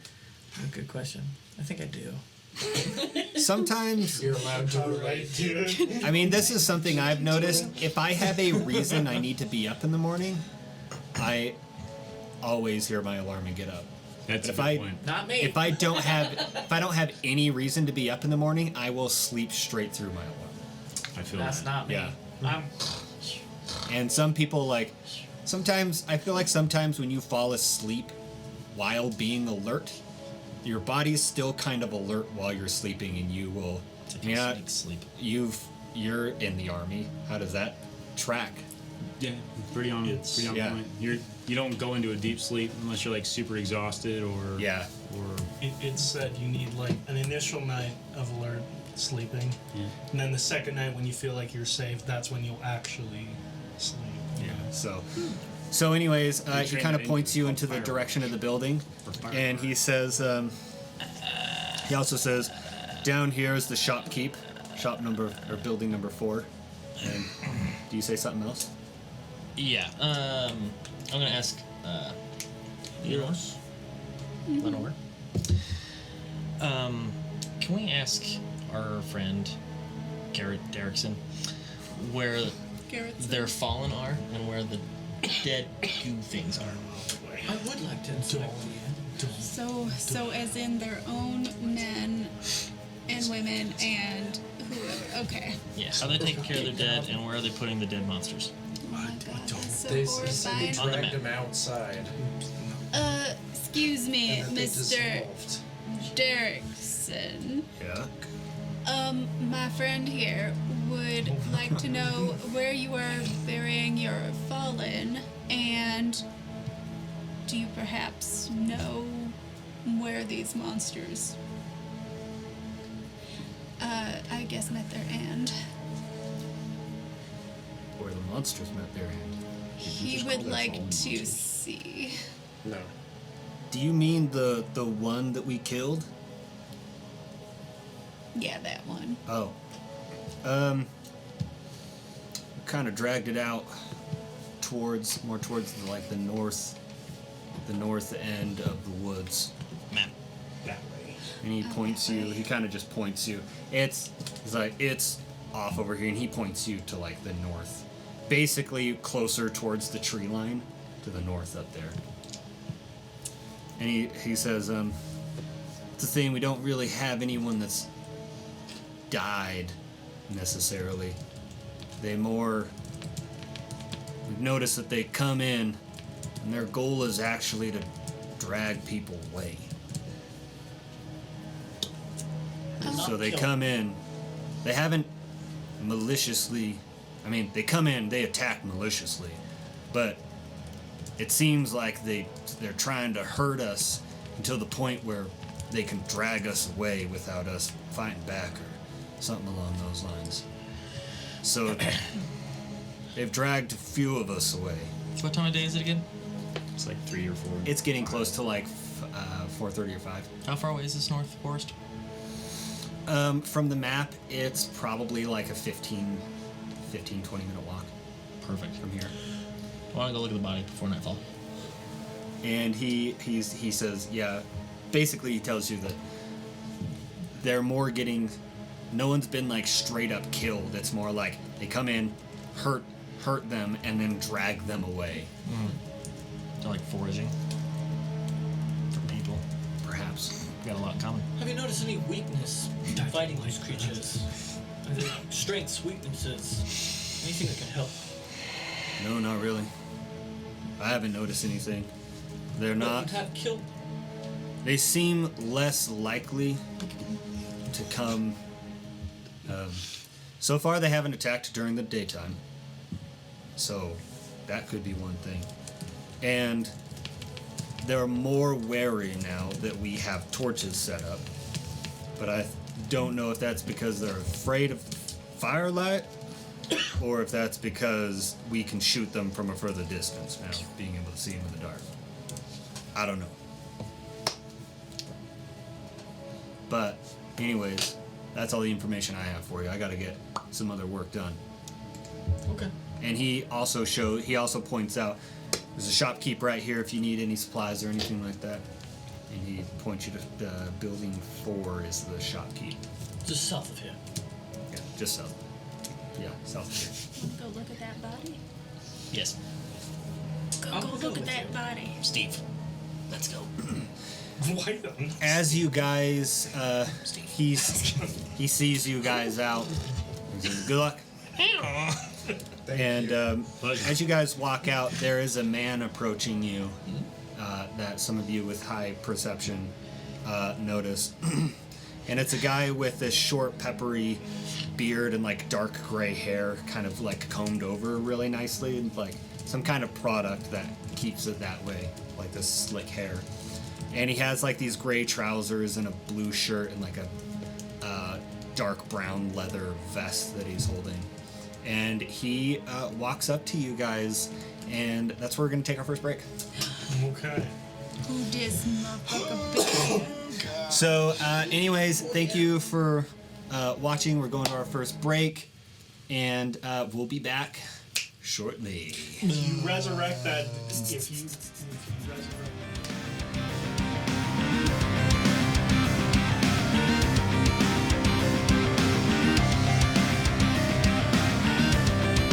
Hi, welcome back to the Dungeon Boys, where we play Dungeons and Dragons. Let's get into it again. We're normal people. Yeah? I have a job. We're greeting each other. I just don't know what to do That was sometimes. a really good intro. Where's your W-2? Yeah. Prove it. Okay. I guess start some more mood music. Yes. Moo music. Yes. Moving on. Okay. Not another bit. I'm sorry. You guys get a this, like I described, this man approaching you as you walk out of Derrickson's building. Like I said, he's a pretty well put together person. He's got this short, peppery beard, dark gray hair, gray trousers, blue shirt, brown leather vest over. He walks up and he says,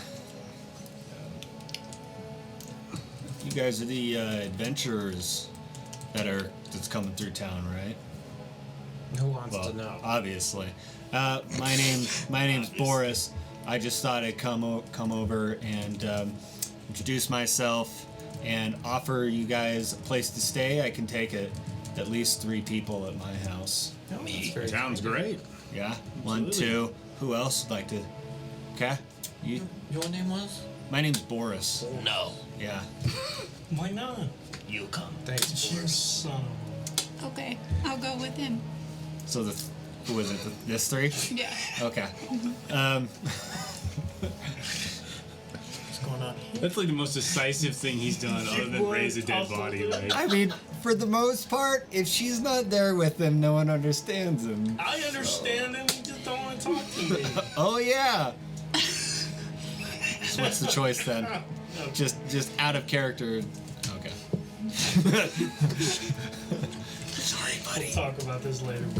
I like your character. Don't touch me. I like it. No, I'm kidding.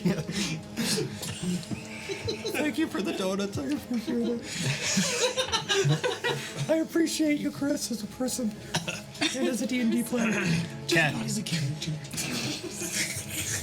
And he's like, awesome. Cat, my place is just right around the corner, and he kind of like points down to the west. He's like, first house to the left, just around the corner of this, as it kind of drops down right there. Green roof, you'll see it. It's No numbers, not like building 5 or building 6. But I am marking it as we speak. It is, yeah, that building. No, I'm just being a shit. You're being a little shit. Caca. This building. If you'll all pay Here's my attention to name. roll 20, I will boop it. Boop. And he's like, yeah, whenever you guys get tired, I'm just hanging out there, so feel free to come on over anytime. What do you do around here? Soon. I was kind of just living here. I had some money, and I kind of decided to go and live in a small town because I thought it'd be nice until all this shit started happening. So, I mean, I am part of like the Night Watch because that's just the way it goes here. Yeah, most everyone's part of the Night Watch here. So, Which shift are you on this evening? I'm on the A shift. A shift. Yeah. So you guys will have part of the house to yourself. I trust that you'll be kind to my house since I'm offering to let you stay there. Right? We're on C shift, so you'll be able to get some rest when you get in. Oh, all right. No, that's Works out fine well. with me. Anyways, cool. I'll be there just hanging out. So whenever you guys get there, like, come on in. Sounds good. Sure, we'll kick it, I guess. Appreciate you. See you guys. And he walks off. And right now there's like a decent group of people. Like you just notice people are, as it has been since you guys arrived, people are like stopping and just watching you from like a little bit away, and you'll see them like lean over and whisper in each other's ear and stuff like, and like I'll start randomly. a couple of ladies are like, Hey, Hi. still got it. Well, that first, though. and what are you guys deciding to do right now? We're gonna go look at the Body. bodies of the monsters. Bodies of the monsters? Boris. Yeah, I forgot about that. Yeah. Should Okay. ask Boris if he knows who exactly dragged the body off and where it's at. Who dragged the body off? You're gonna ask that to Boris before he leaves? Yeah. He's like, I don't know who dragged the body off. I heard that one got killed. I didn't really like look into it that much. It didn't really concern me that much. Do you not know where it's at? Do you need help finding it? We know it's in like the North Forest. That's it. It's like, it's not like in the North Forest. They just We'd be able to see it. dragged it off towards the tree line towards the north edge of the forest. Let's just go and take a look. I can go track because it was that's only it. 5 days ago at most. And I can try. Maybe. Something like that, yeah. Okay. Okay. Which direction do you guys take to get out of the city? Hang on. North. Well, north. Well, no, we need to go There's a gate on the north side. west. We need to go west and then north. Yeah. We'll just Okay. take west. West gate, then go north. Okay. My brain. You guys make your way towards the western gate, which is not more than like 40, 50, 60 yards away from you guys. It's easy, but as you walk, you do see that the town kind of splits, and part of it goes up, and then part of it kind of goes down into a little caldera as it swings around towards the other gate. And you can actually see the other gate as you're walking through. And so this town kind of has like two separate areas to it. You guys make your way over to the next gate, and the guards are just kind of like looking at you like, assume you need to leave?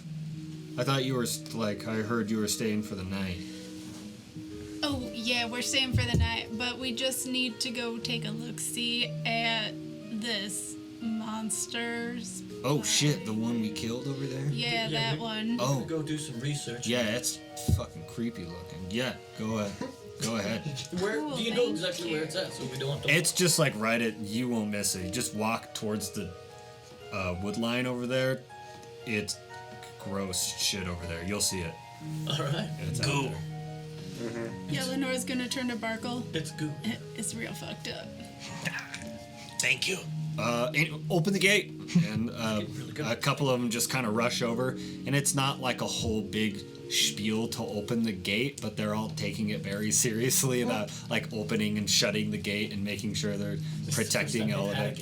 It's like you guys could just, yeah, pretty much. You guys could just go and just like hop over the gate if you really wanted to, but they like. Oh, it's that small?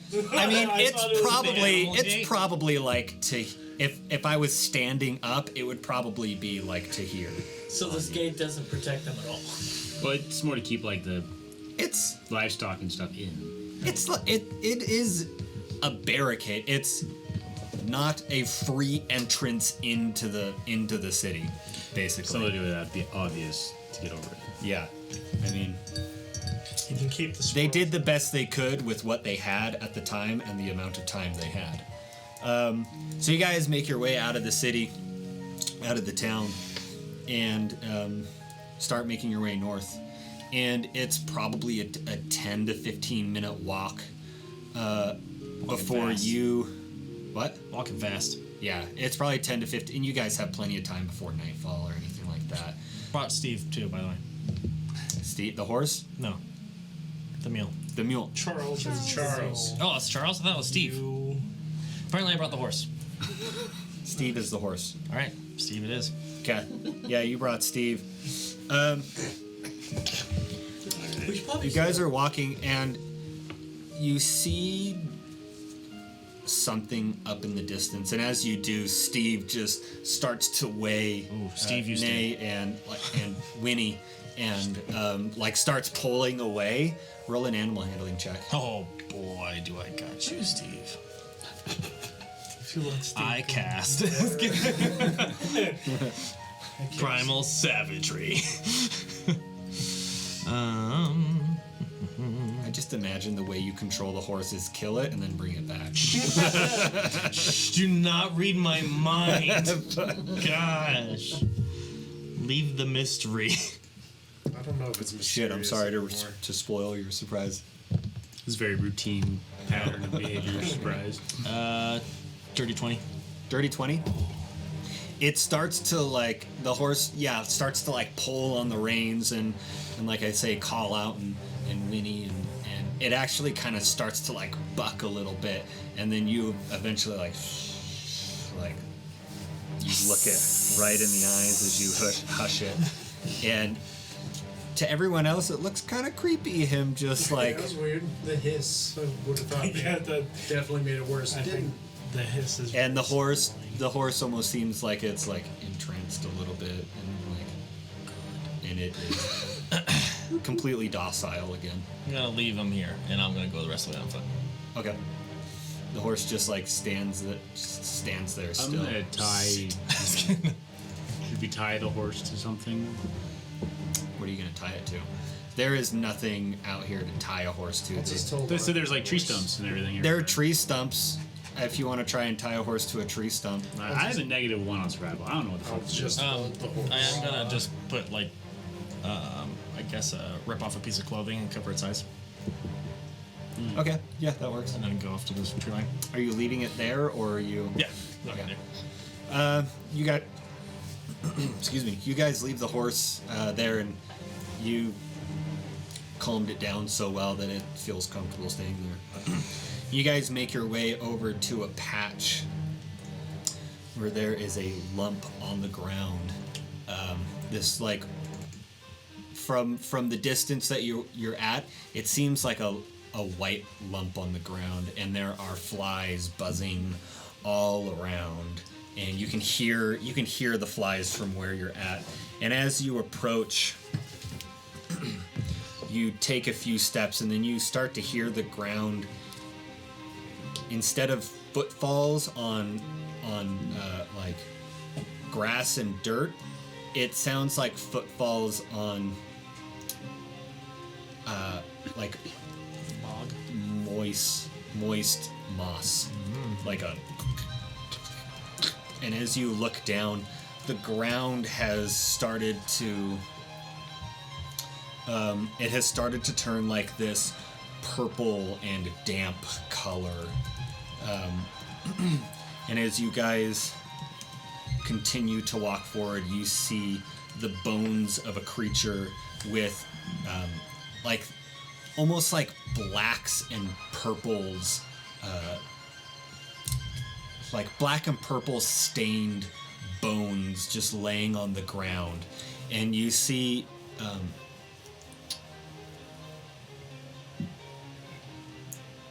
like bits of sinew just kind of hanging from these bones, and whatever is left is pretty much just bone. There's not really any flesh connected to it other than like little bits of this sinew just like hanging from different portions of the bone inside the rib cage and stuff like that.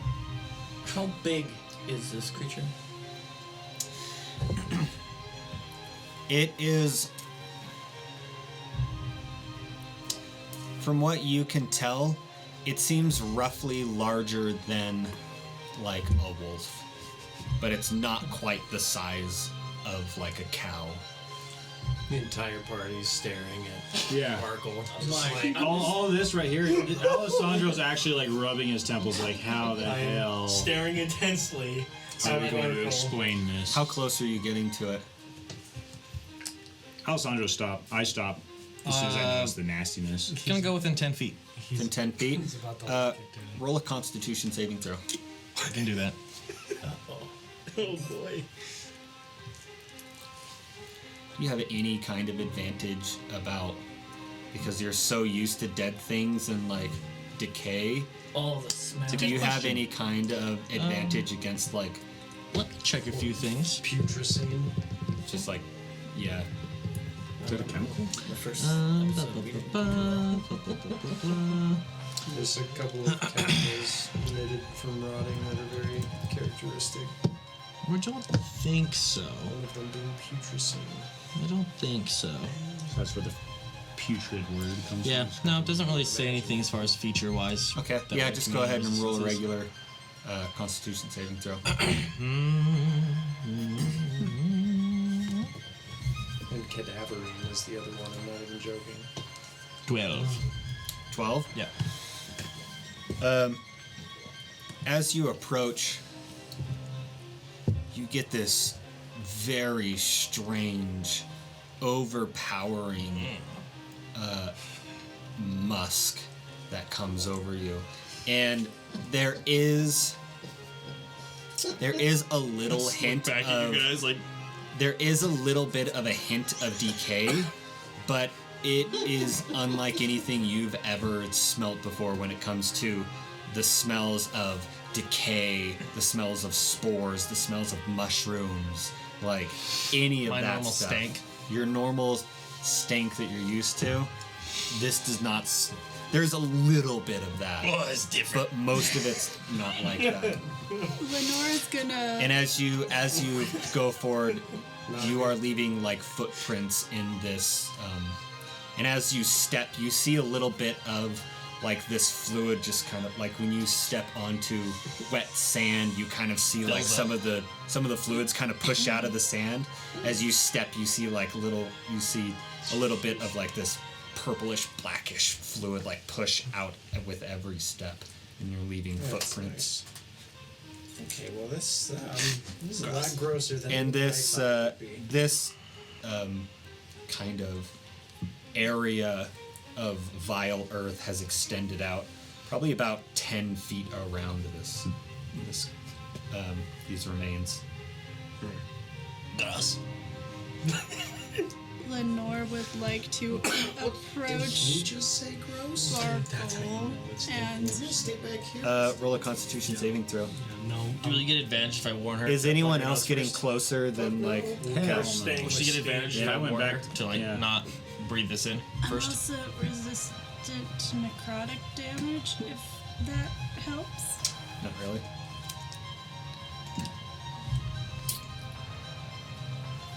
Seriously. 8. 8. You take a minute to like retch. A minute? Not a whole minute, but you approach, even though he says like it smells bad over here, nothing would ever prepare you for this smell, and you just like and like take a minute to. Sweet, all my years monster hunting and I ain't never smelled anything like this. I'm gonna. That's terrifying. Pretty confidently say I have no idea what that is. First of all, just examining it from this distance. How far away are you? 10 feet. You're still 10 feet away from Yeah. it? Okay. Barkuell's impression is this is unlike anything I've ever encountered, smell or otherwise. Yeah. And it looks like it's. What's the word I'm looking for? Its essence has sloughed into the ground, and it has disturbed the nature of things. Okay. It being here is so unnatural it scared the horse. Would Barkuell be like in tune with that? That it's that unnatural?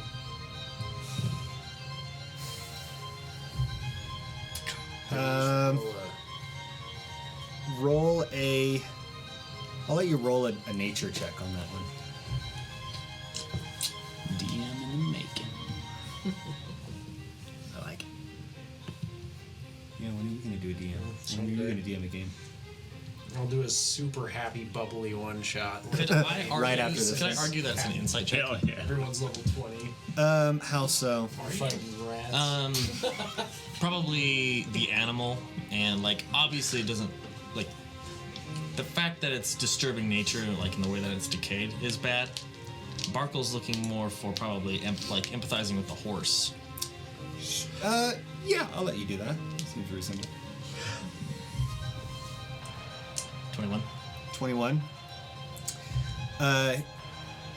Yeah, somehow that horse knew from before it even like approached it at all, because the horse is still like 20, 30 feet back.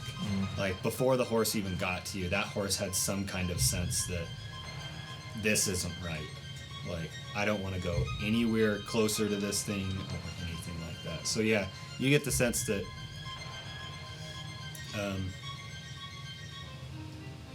this thing is not correct. Okay. Barkuell's gonna tell you guys. Just like I'm gonna walk away from the thing. Here's the deal. I want to bring that back. Not to people. But Charlie doesn't. Steve doesn't like it. So either we kill Steve and raise Steve. Or, hear me out, this might be a good idea. I can raise this thing to guard the forest line. Oh shit. But look at us. Can you control it from that far away? I can tell it to do something and leave and come back and it will do it until the task is complete. I could be any distance. You can do whatever you want with this corpse out here. Let me just say. Are you translating Except to me? for bringing it into the town. Yeah. That's a no-go. No. Let me just say. then I guess Is sure, but someone don't really kill quick? Steve. Is someone translating? Yeah. Not yet. Not yet. I'm arguing. with him. I'd say honestly, when you're having these kind of discussions, it's automatically assumed someone's translating Sure. for you. Yeah. Let me just say that your first option, your recommendation for everything is always let's kill it and re-raise it. Let's just like. It's more useful. Steve is good as he is. This For now. For now. For it's life as it is for now. I've and then grown- it can be your life someday. I've grown an emotional attachment to Steve. Steve is staying where he is. Yes, good. I pet the horse. I bet if you ask Steve, he doesn't want to be Look, raised. I want to know how it functions. I say, and I want to command it to do things to see what it's capable of. If it's even capable of being animated again. I would say It definitely the doesn't second belong option. here. It's true. We do not tell anyone about this. No, it's our little secret.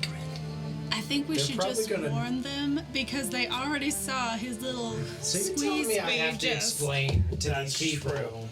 about what we're about to. Only Derrickson saw that, by the way. What we're gonna do to this? My other problem is what if they see it off in the ridges? They see something moving, and then they think the creature came back to life, and in reality, we brought it back to We life. just tell them don't worry about it. See? I'm sure they'll listen to us. Yeah, they won't worry about it. We Let's, should we don't probably even know tell if this will work. Trust me, if So any let's of them just become see a if it problem, works. I'll make sure they're not worried about it anymore. Let's just see if I'll it let works. you handle it then. Terrifying. Wow, Deal? Yeros, that's Roll a perception check. horrifying. The guards are right there. What you doing? Why you guys talking weird words, huh? Okay, perception check. 13. 13. Why do you do a perception? As you look back, and some of you with higher passive perceptions, as you probably like as you're talking, some of you look back, and there are guards like at the wall, the palisade, like line, and they're just kind of like standing there watching you guys. Granted, it's like 75 yards away or something like that, like maybe more, like 100 yards or something. Oh, so they'd see this thing get up and walk away. But they are like, it's not like a trek to get there and you're out of line of sight of the city. Like a you guys are football still field away. you guys are still in line of sight of the city. It is like a football field distance away. Someone goes and distracts the guards or something, or it doesn't even matter. Why don't we But I just would tell like- them? Oh, wow, okay, that's an option. We just go up and tell them, hey, This will scare them. yeah. Yes. Oh, for sure. I wait till nightfall. That's exactly That's what I was. probably Squeeze, stay. Alright. Alright, man. How close? Just make sure you're there, dude. I'm gonna go 100 feet away and wait for nightfall. What? Do what you gotta do, man. Sorry, hold on. What? How close is a torch from this location? There is a torch within 15 feet of this location. Druidcraft, it's now snuff. It's 20 feet radius, so they would still see it at night. Not if light go out Only the night for watch. just a It's fine. second. Don't even worry about it. This is the plan. I like to imagine when you throw squeeze, it just sticks for a second. As a fellow torchbearer for tonight, if you take out a torch to reanimate this, they're gonna make me come back up to relight the torch.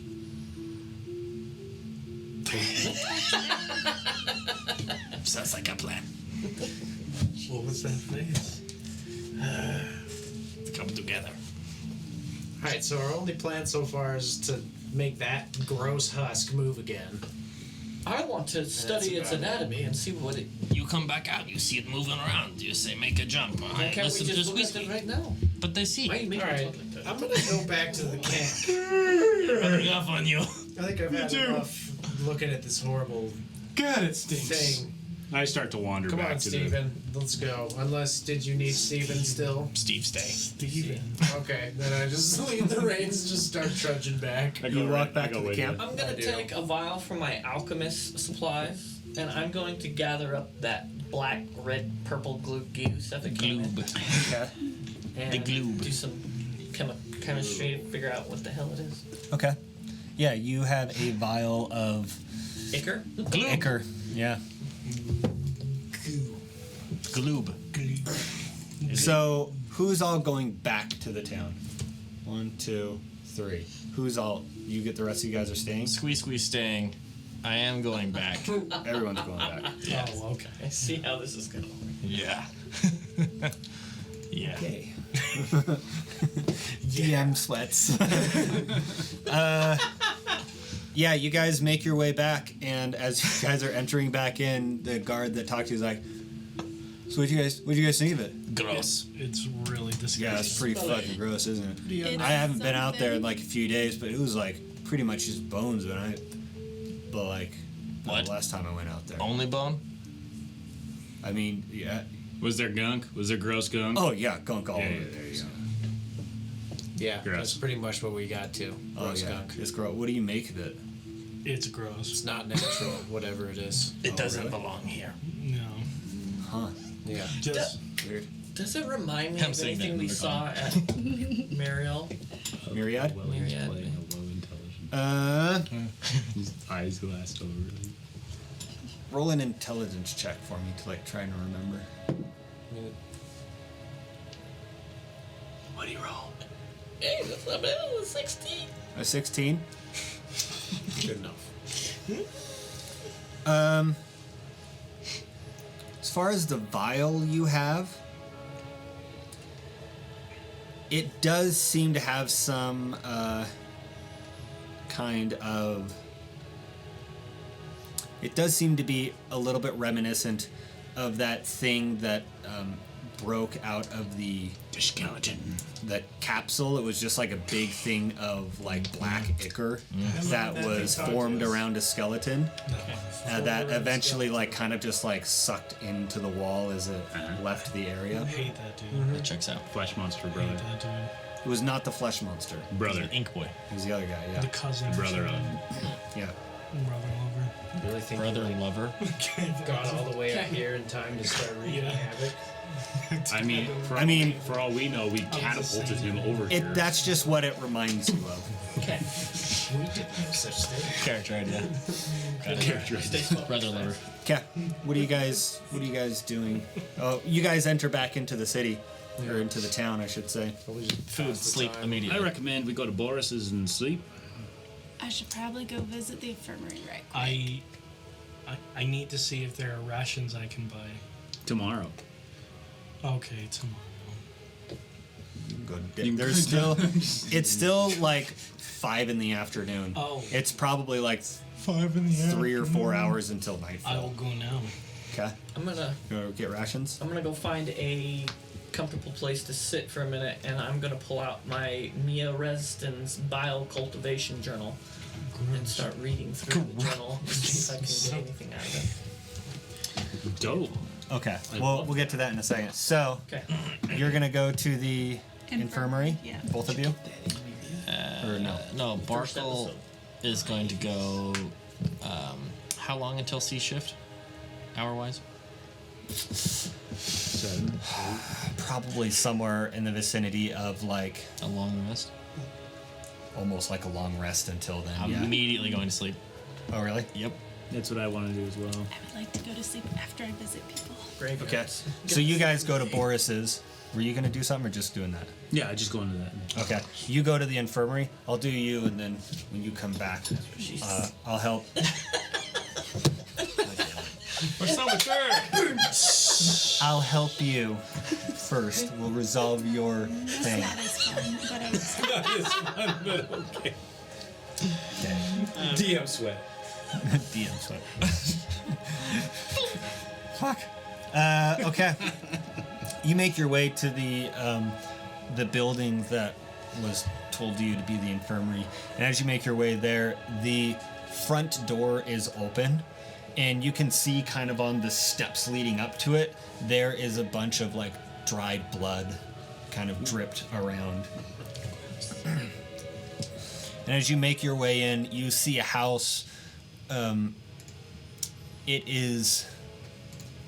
building is built like a house, but as you walk in, all of the house furnishings are like pushed all the way back. Some of them are like you don't even see like things in the room that you would expect to be there, but there are just cots that are put out, and there's actually a main bed also that someone is sleeping in, and there's about 5 or 6 cots with people in them, and some of them are just sleeping. One person is just like kind of sitting over the edge of the cot and just like holding an arm to himself or something like that.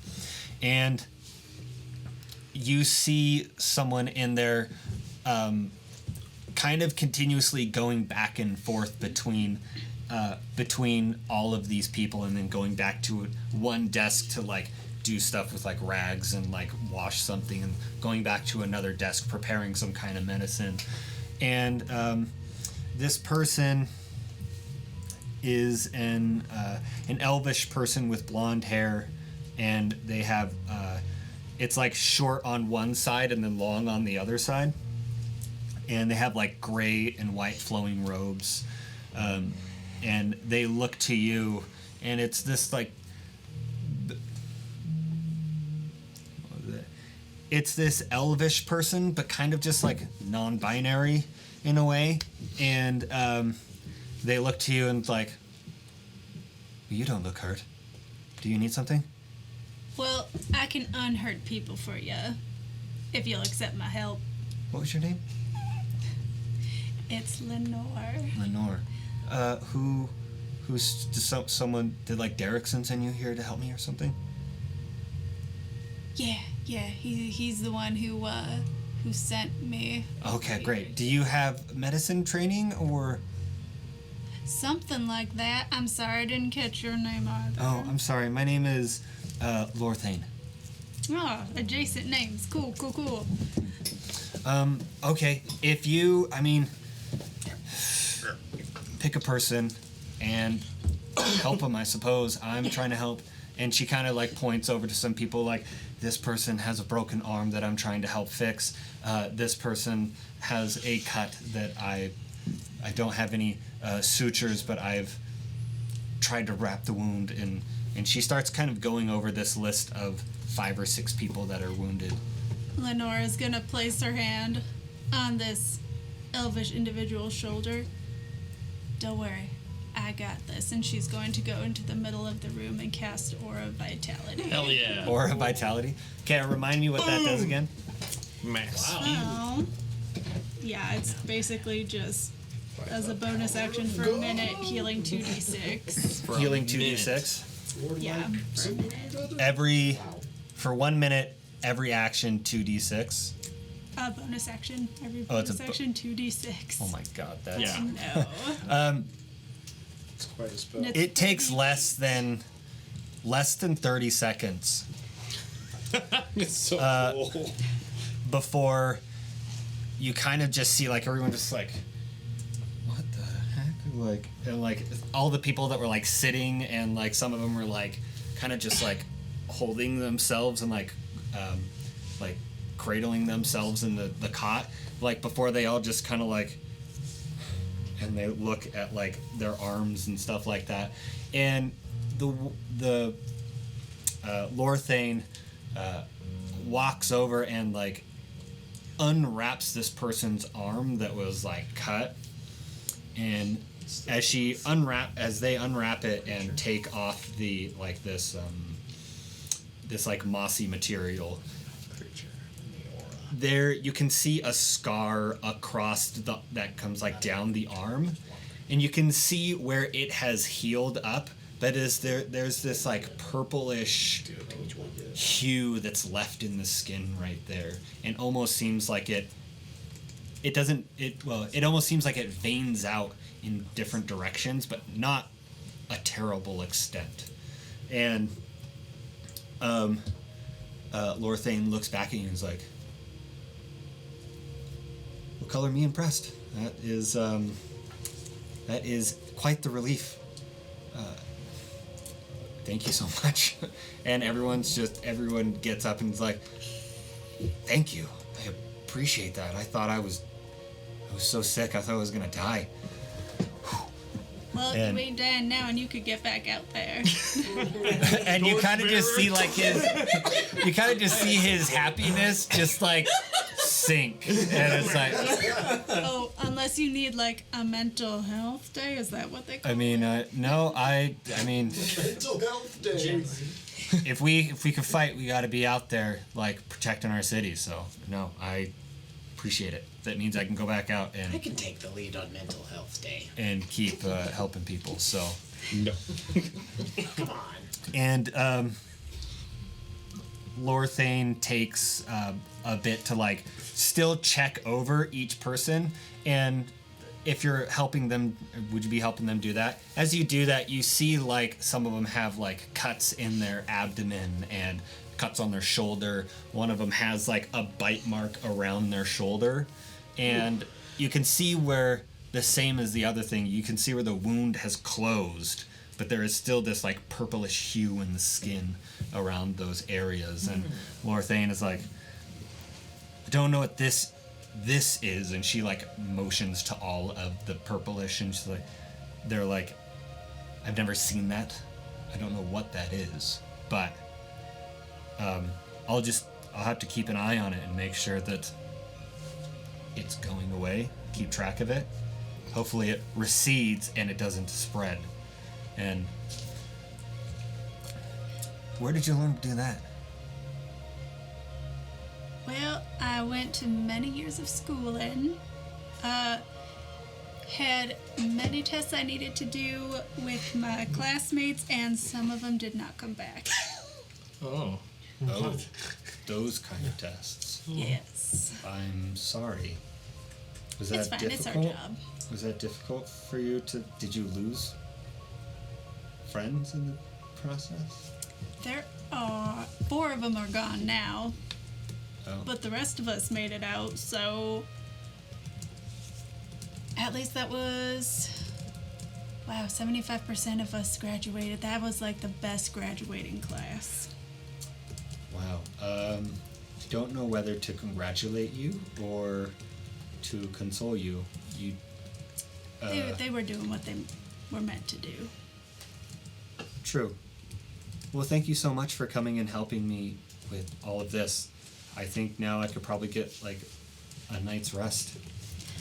And I'll be prepared for anything that happens tonight, if anything does. Yeah, and then she will go over to the people who she healed up. Do you mind if I take a look at that mark right quick? Any one of them in particular, or just like any of them? All of them. All of them? Okay, yeah, you take some time to inspect each person closely. What would you like to be looking for? What I would like to do is, I imagine I have some sort of drawing utensil, or Lorthane has some sort of drawing utensil. She would like to outline the like the color of the wound that's closed, so that it's easier to see if it spreads. Okay. Does this have the same color as the gross Glue? ichor? Yeah, the glue from this.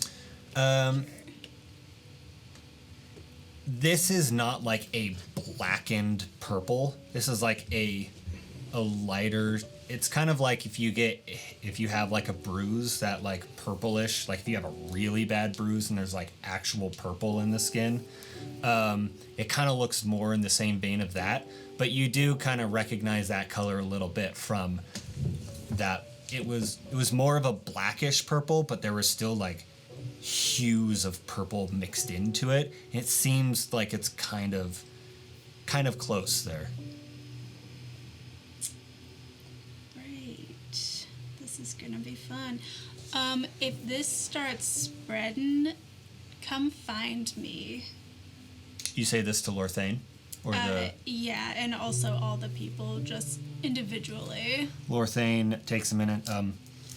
This is actually a very good idea to trace these, and she lines them all up and follows in your footsteps of like tracing these, and then she says, "Everyone needs to come back here every 6 hours, so that I can at least at the beginning of the day and the end of the day, so I can retrace these and we can track this and see if it spreads or if it is shrinking." So, and then she like sets a schedule up with all of these, about 4 to 5 like people in here. Good, yeah. You definitely come get me if this starts I will. spreading. Where are you staying at? I guess his name is Boris. We're staying with him. Okay. All right. Yeah, I'll come try to find you if I notice anything different. Great. Thanks, Lorthane. She's going to just give her a clap on the back that actually is like a little bit harder than a normal person would smack someone. And she's just like, Yeah, you're welcome. And she's gonna go take a long you nap. just like, as you walk out, you're just like, oh. You hear Lorthane like, why did she do that? You just hear Leonore as she's walking out the door. You should get some rest too. You sound tired. God damn it. Okay, so you make your way back to Boris's. I'm going to really quick do the rest of the group before I come back to this side. I want a long rest. Yeah, we'll get that. So you're gonna go shopping. Yes. Okay, and what were you were gonna do like a testing. Do you have anything specific you're doing? Read a journal. Nope, not really. Give me a cart. A car? A cart? A car? Why do you need a cart, Barkuell? We all need a cart. A cart? Yeah. Like a shopping cart? No, like a carriage cart. Like a rickshaw cart? Can we get a rickshaw cart? You can ask. You have a rickshaw? Or do you go to the shop? Yeah. Okay. Do you have a wheelbarrow? Or a wheelbarrow? You make your way into the shop, and it's not like an open store. There is like a storefront with someone standing at it with all of the goods behind them. So you walk up, you ask them for what you need, and they go get it for you. And as you walk in, you see this halfling woman, and she has like brown hair pulled back into a ponytail, and she has like the shaved sides of her head. And she has this like silver nose ring that she's wearing with like a green shirt and a brown leather vest. And you walk in, she's like, "What's up? So People in this town. What do you need? You look like an adventurer off the road." Practical. rations, rickshaw. Somebody's tracked cellulitis in there. Rations and rickshaws. What's your name, dude? What? Dude.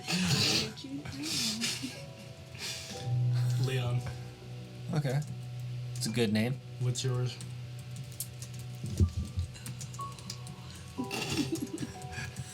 Fuck. She says, Tarisha. Tarisha. Yeah. Oh my god.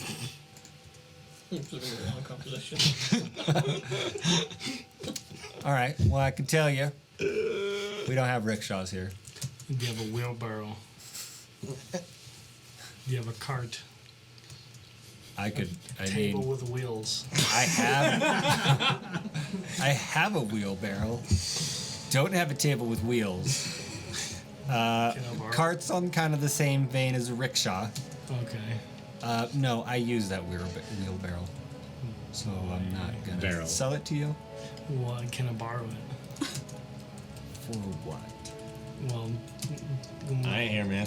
what the fuck? You're not there. I just Yeah, gave you he's a not there. shopping list. I'm out. I have a buddy that says he needs it for some reason, and I trust his. Roll a weird-ass persuasion check. judgment. Do you? I need your wheelbarrow. I mean, for some half weird the shit. time. I mean, Weird ass friends. Let me ask you this really quick. Do you even want to get him a cart? He did kind of just want shun to. you out of living. just- Say, I'm just if you're curious. Not here, I guess you're not gonna get it. Nope. Okay, then no, nah. Okay, how many rations do you need? We're rationing our rations, so Rationing your ration. yeah. Could We're I- kind of barricaded in here, and we haven't had a shipment in could I a get, week and a like, half. 5 days? 5 days ration? I can give you 3 days rations. What about 4? Roll a persuasion check. Oh my god, these persuasion checks. Should have gone with him. No. You yes. Me no. That's a 7. That's better than 4. Okay, that's a 7. She's gonna up it to 2. Up it. You got a 7? Yeah. Tell you what, I'll raise you to 2. She says, "Nah, man, can't." So 3? 3 it is. Okay. And to be honest, they're a little bit more expensive. How much? They're a gold a piece. Akrius. Can I make a luck roll to see if I'm wandering by? We're barricaded in here, man. Like, supplies are really short. Chap chap. What were you saying? Are you there? No, but I was gonna make a luck roll to see if I might be. I'm not using luck in this campaign. Gotcha. You know what? For you. All right. Cool. Put down 3 gold. Yeah. 1, Two. Each one. 3. Stay right there. Don't you move. She turns around, hops down off of like a stool, and she just like shuffles along into the back. You kind of hear a stool like, "Grrr!" and just some like shuffling around, and then she shuffles back, hops back up on her stool, and puts the rations down. There you go. Thanks. It's a nice nose ring. Thank you. It's a nice setup you got there. Thank you. For sure. And at this point in time, a person walks in.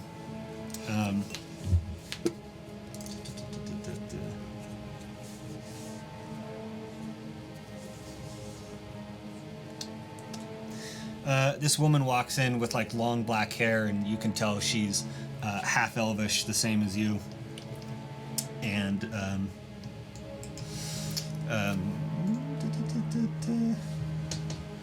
Tarisha is like looks over, is like, "Hey, Kara, what's up?"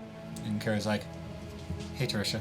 And you see Kara look at you, and she's like, "Oh, I hope you don't mind me asking, but you're one of the adventurers or mercenaries, travelers that came?" Yes, I am. Oh, really?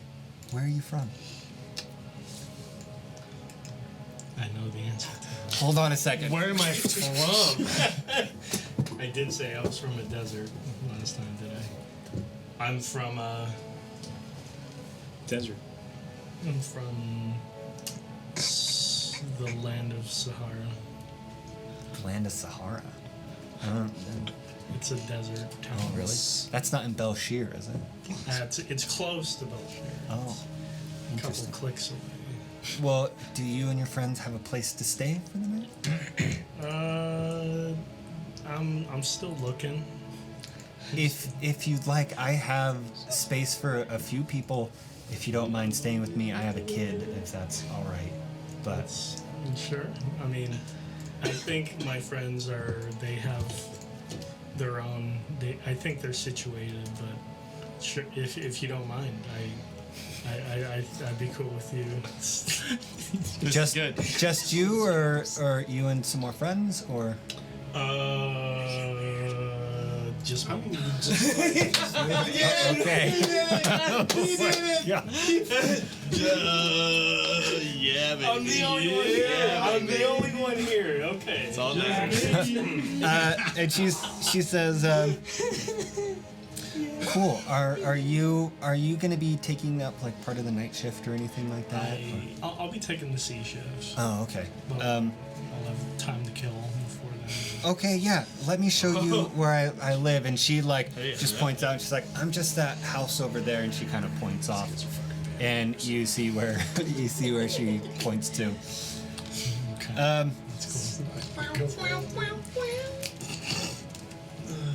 And then she's like, "I'm gonna be making dinner for me and my kid. You're welcome to have some too." And anyways, I'll see you there a little bit later then. See you then. Cool. See you Right then. on. Bye.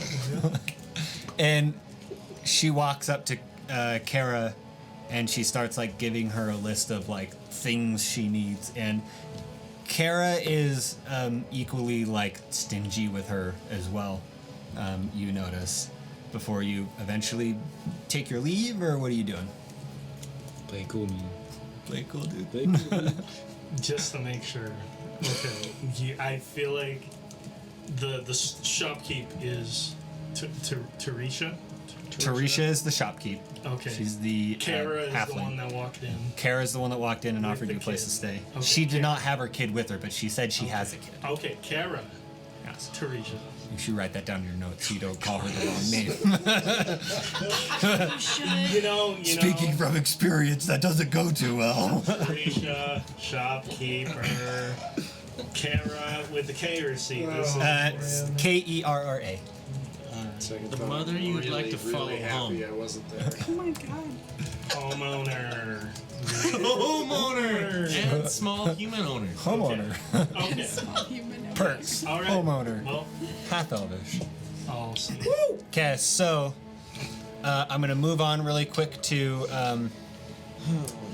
Akrius, Oh, okay. and you find a spot that's you kind of make your way to like over here. Actually, yeah, over here. There's like a little stump on the ground that you can find, and it actually kind of overlooks the smaller part of the town, and you can kind of see the sun is probably like an hour now from like setting or something like that. And it probably sets a little bit earlier because you're tucked up so close to the mountains that it hits that mountain ridge sooner than it normally would, or than the sun would normally set. You do find a little spot to conduct some of your chemistry experiments. What are you doing? The first thing I'm gonna do is I'm gonna pull out that journal and I'm gonna read through stuff I didn't have time to read through. Let me pull that. Just kind of see if there's any hints of what was going on at that place, because this seems like a biohazard type situation. That's a good word for it.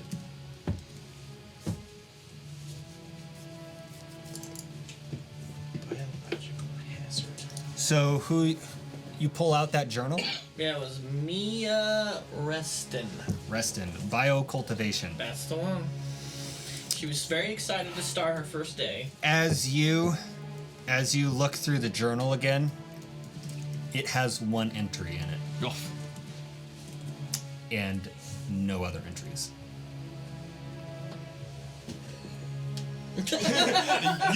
You want to roll an insight on that or anything? Or? Sure. Nah. You're like, this girl doesn't like to write notes, I guess. Like, I'm gonna start with the science experiments.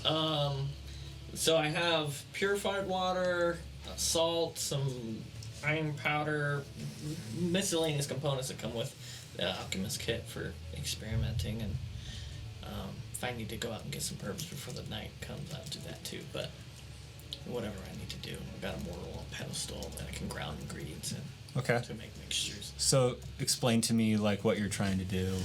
I'm trying to see if I can figure out what the chemical makeup of this goop is, and if it's spreadable, if it's contagious, if it's poisonous, or if it's just biohazard from the creature. Like, I'm just trying to get some information on what it is. Is there... So you have an alchemist's kit. Is there a... And I don't know much about it, so I'm asking you if you know. Is there like a attribute or a... not a skill, but a... Is that it? Attribute? I can't remember. A skill, like an ability score. Ability score, thanks. Is there an ability score that is associated with the kit? I think it would be intelligence combined with your proficiency and your tool. So a D20 plus proficiency and intelligence. Yep. Yeah. So, okay. So really quick, before you make this roll, just describe to me what you're trying to figure out about it again, one last time. Basically, is this stuff is it man-made, or is it natural forming? I guess is the best. Well, there's two things I'm trying to figure out. I'm trying to figure out, is it dangerous, is it contagious, and then also, what is it, human-made or naturally made? Go ahead and roll. Go ahead and roll your check for alchemy.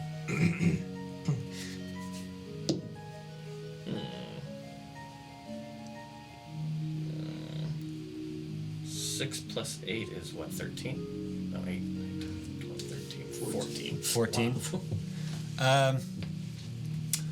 So you start conducting experiments. First of all, you take this vial and you take like a little, it's almost like a little tiny spoon that you can use to like separate bits and separate your sample out into different sample sizes. And you start experimenting with different chemicals that you have, the purified waters, and like what happens when it mixes with this or mixes with that. You are also aware of how to, what's your intelligence modifier or score?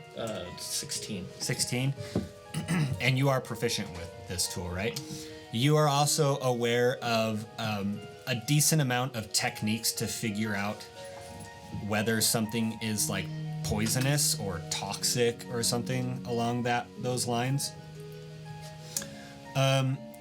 With a 16, going through some of these techniques, you only have so much of your sample material to use, but going through some of these techniques, a few of them show negative, but a decent number of them start to show positive in poisonous or toxic.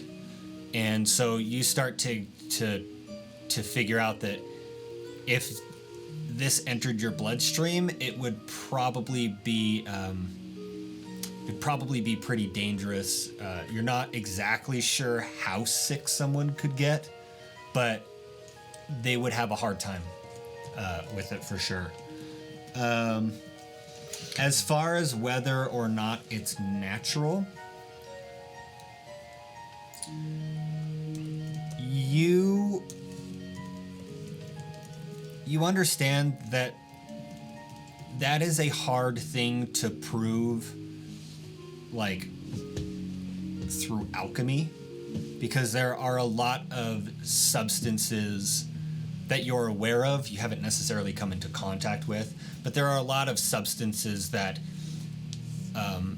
kind of go outside of this world. Even something that's not a part of this world can still be, it's not natural to this world, right? So that's hard to prove because it is a substance that exists because you have it and you're holding it.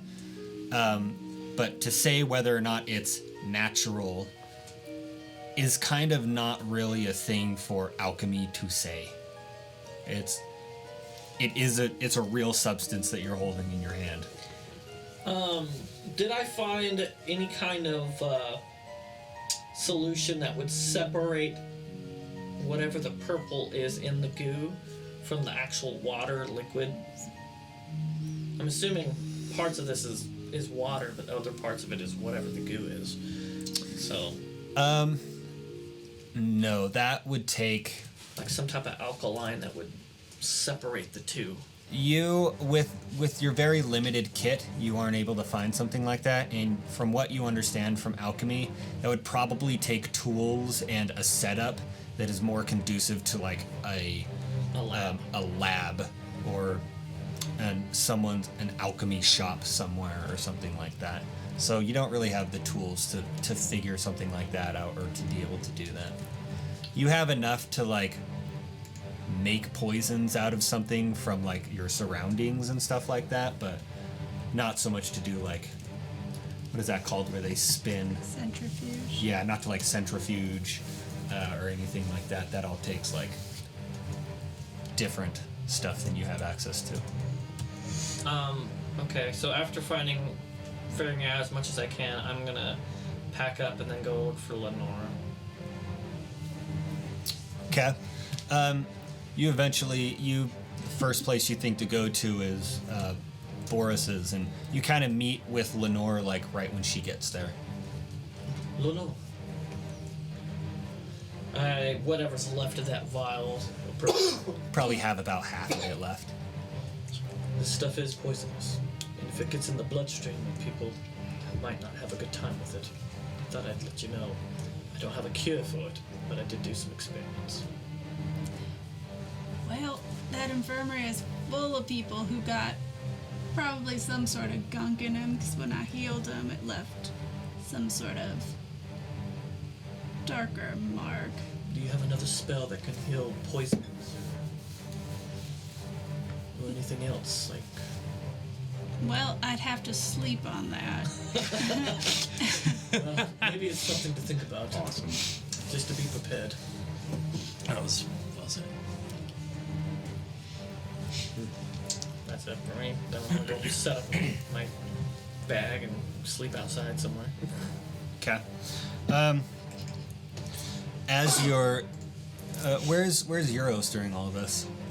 What are you kind of doing during like He's a wandering downtime? around the town and randomly cataloging bits of conversations that he overhears from people or strange sights or anything remotely interesting.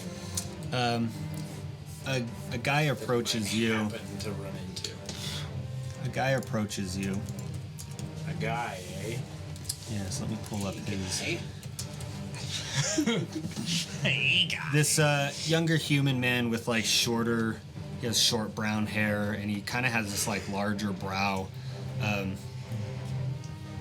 Even though he seems like he'd be, or he seems just from like his build and stuff that he's younger, but you can kind of see like he has a more worn face, and he's kind of has sunken eyes with these dark spots under his eyes. And he approaches you and it's like, how's it going? You're one of the guys I've heard about that came in. Oh yeah. Yeah, I'm one of them. I'm doing pretty well. Huh. How long are you staying? At the moment, we're just staying the night until we can go on and try and figure out what's really happening in these parts. Huh. Yeah. What do you think is going on here? Just your opinion. Flip through the book. Well, I just sort of put it away. You sure you want to know? Oh God. You know what? Fuck, I don't really care. Hey, look, I know what it's like to be like person out trying to find someone to sleep. I have space at my house if you want to, like, if you or any of your friends need to stay or something like that. You been sipping the sauce there, buddy, or? Sipping the sauce. I mean, fuck, dude, I've seen some shit. I bet you have. You sip sauce when you see the kind of shit I've seen. God, I feel like I could sip some sauce right now. Yeah, man, I'll come spend the night with you, at least until my shift. I'll come do drugs with you. It's fine. Sounds good. Appreciate it. Just you? Do you have any? I have a couple of cots. I look around. What I see. You see me setting up my bag, my sleeping bag. You do, yeah. You do see him like on a ridge, Yeah. like setting up some stuff on a stump. Akrius, you hold on. This won't make sense to you. And then I just stare at him. Akrius, do you want a place to stay down here? There's some guy offering you. Some offering his place to stay. You don't have to stay out in the cold. And then you see Yeros down there. You knew it was me anyway. I can reply back, right? No. Big no. I'm gonna. As far as Can I tell where it's coming from so I can see you? Who else? I'd say you can see him. Yeah. But do I know where you are? It takes you a minute to like. Down Like- here. You hear me say down here. I just shake my head no, and I go. Okay, he's all good. Just me then. Okay. What happened to Leon? You guys get to. You guys all finish up what you're doing, and you get to the places you're gonna stay. What time we got here? Can I get this half of the room to leave the table? I love This half? You Yes, this half. suspicious motherfuckers. Oh, different areas. What's Boris needs to be worried about us. I need to know what happens to me. You can. Probably the most deranged of the 6 in the party. I'm gonna be straight up. You're Yeah, crazy, you guys she's probably fine, are just I'm gonna be able to hear anyway. ready. But Wow, look at the time. I gotta go. God. Wife's calling. You guys make your way over to Boris's house, and the two of you have probably been there for a bit, maybe 30 minutes or something like that. Can't believe you went into the garage where it's cold. Like, why? Because reasons. Because Okay. Walls are thinner. sleeping. Anyways, Checks out. and Boris welcomes the two of you in. and kind of just makes small talk with you about where you've been and like talking about North Star Ventures and some of your other adventures you've been on. And at a certain point in time, or while you guys are like having this small talk, he kind of pulls out like a couple of shot glasses and he pulls out a bottle of like a whiskey and he's like, "Can I interest you in a drink?" I'm actually okay, thank you. You're good? And he says, "Nah." Okay. Puts it down. He's kind of like, he pours a whiskey and it's like he takes the time to like smell it and he's like sipping on this whiskey shot. He's not like like shooting it back or anything. And he sits down at the table next to you guys and is listening to you, probably your stories intently. Right. Oh God, don't put me on the spot, please. What? I said, don't put me on the spot, please. No, I'm just, I'm not going to have you tell a whole story or anything like that. But eventually, Leonore walks in and he says, "So what have you guys run into on your way here?" Sleep. Blah, blah, blah, blah, blah. This is all in Undercommon. Okay. You do this and still? He's Blah, like, blah, blah, blah, blah. okay. Yeah, okay. How's the travel been, though, so far here? An interesting land. We're not really from around here. Had a run-in with a band of orcs. Oh, shit. Yeah. Did you have to fight them or anything? Or? No, luckily they seem to honor contracts. It seems to be a pretty powerful tool around here. Yes. Yeah. Well, they have a, oh shoot, what was it called? Acadian Accordance. Yeah, they have an accord set up with a lot of the human, well, they call us the fair-skinned races, because we're not all humans out here, you know? Yeah, they have a lot of stuff set up. Speaking of contracts, and he's down to like a little bit left on his whiskey, and he shoots the rest of that back and pours himself another little bit as you're there. And did you want to drink of whiskey? It's actually really never nice, drink. quite old. Oh, okay, that's fine. Speaking of contracts, I need to discuss with you about the contract that you have. Is any of this being translated to me? Oh yeah, Lenore's just gonna be. Yeah. As you guys probably understand, that contract has an anonymous person that placed it. I work for the company that placed that contract. I'm actually an informant for them. We're called the Gilded Sworn. And I'm here to give you kind of an update on what's been going on since we placed that contract. Things have gotten pretty dire down here. We can't get a hold of TerraCorp at all. The forested areas, you guys are all just like, So much lore. the forested areas have become overrun with these creatures that are attacking. I was a informant. I was sent here and keeping track of things, and then all of this shit went down, and I'm pretty much stuck here now. So, but this isn't about me. This is about the task at hand. Okay.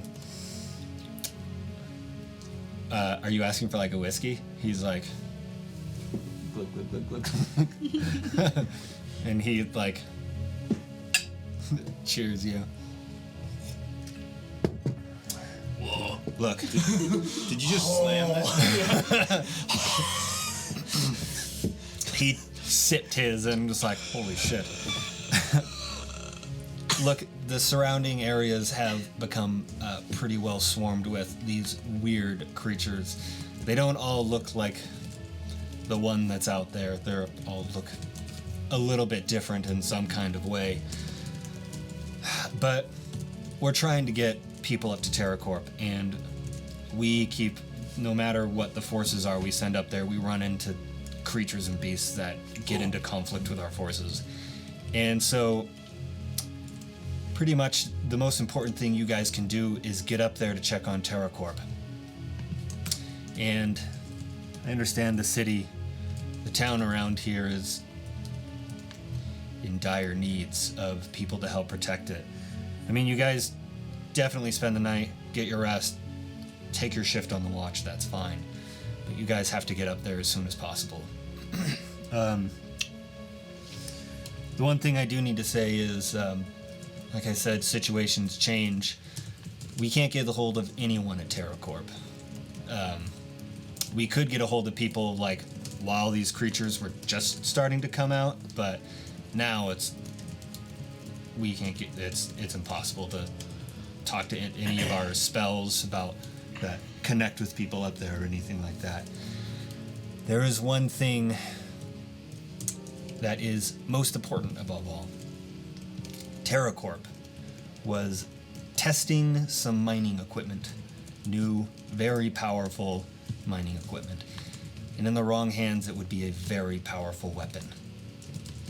We need you to make sure that nothing gets their hands on that weapon. If you have to destroy it, you need to. Personally, we'd like you to clear it out and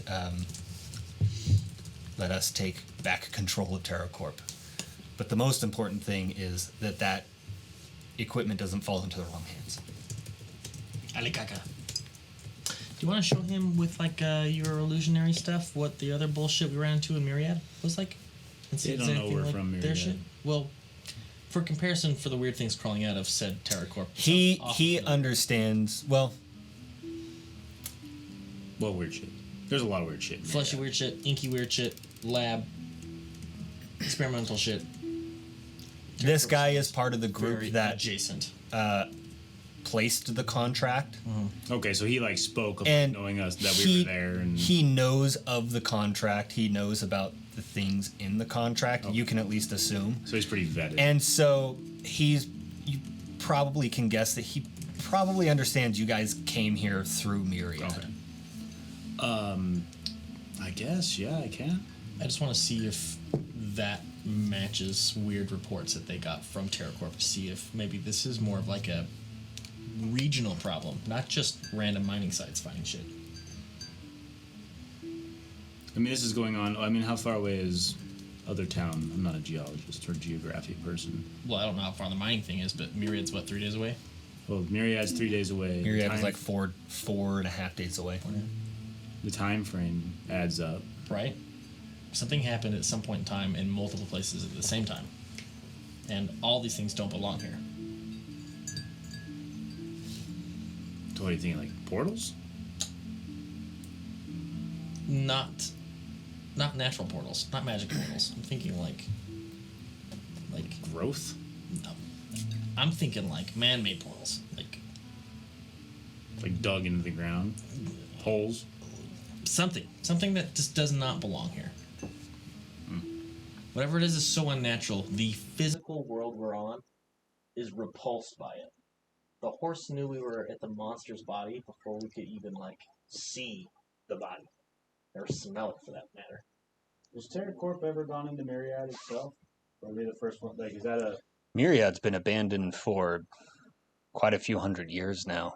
They had no interest in... TerraCorp has no interest in Myriad. The Gilded Sworn, we really have no interest in Myriad at the moment. What is the Gilded Sworn? To be honest, y'all sound like the Illuminati. Who's the Illuminati? It's like millennials, but different. Oh, who are millennials? T-shirt. Okay. Well, we are a special interest group that All caps.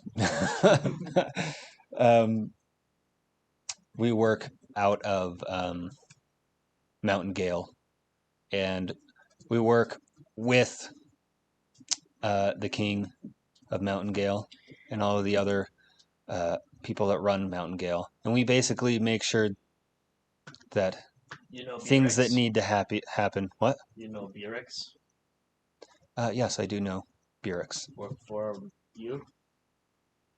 Birix. Yeros? He doesn't work for me, no. He was granted lordship over a few of these towns in the area. He did make his way up to Mountaingale, and that's when we realized that something was amiss when he talked about these creatures, and then it kind of all spreaded from there. So the creatures appear to be spreading from the mines. We don't know. We can't get people up there. So it's safe to say that the closer you go to the mines, the more dangerous it gets in that direction of travel. We didn't run into it. I don't necessarily know if it's because of the mines, but we haven't been able to get armed forces up there. So when you guys make your way up there, try not to call a lot of attention to yourself. We're so good at that. Yes. Ding, ding, ding, ding. As I sarcastically wrap your armor. It works though. I mean, I think just having a small force trying to make their way in ways that aren't roadside necessarily would go a long way. How far can they spit? Spit? Mm-hmm. Who? Things. I haven't seen them spit. Patrol said they can spit. I haven't seen anything like that.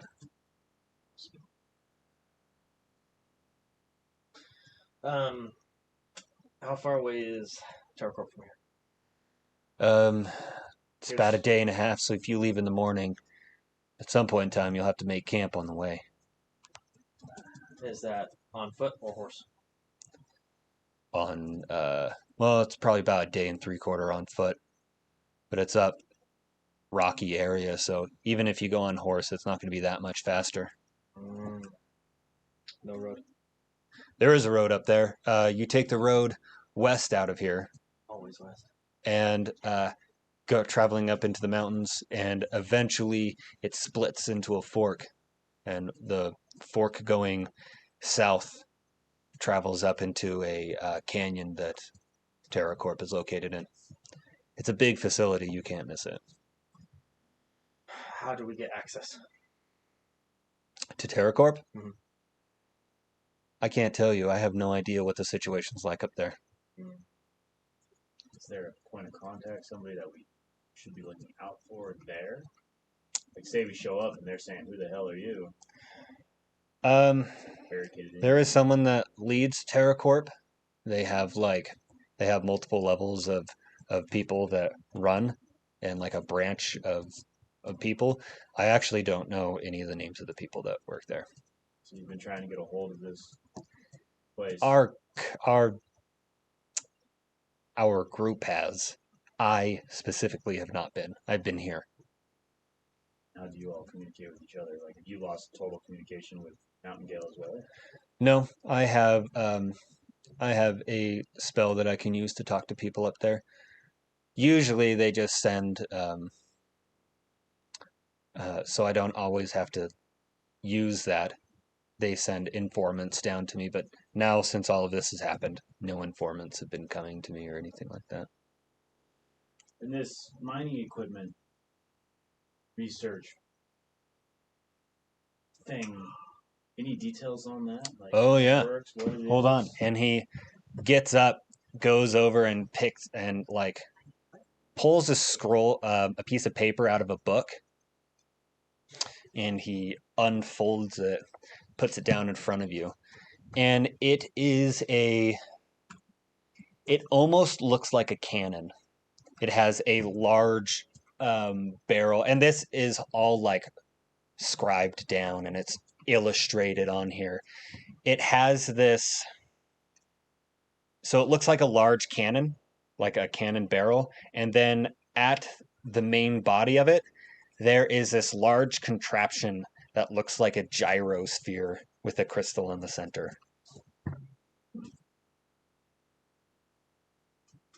I can see why you wouldn't want this getting into the wrong hands. It seems like it makes short work of the castle wall.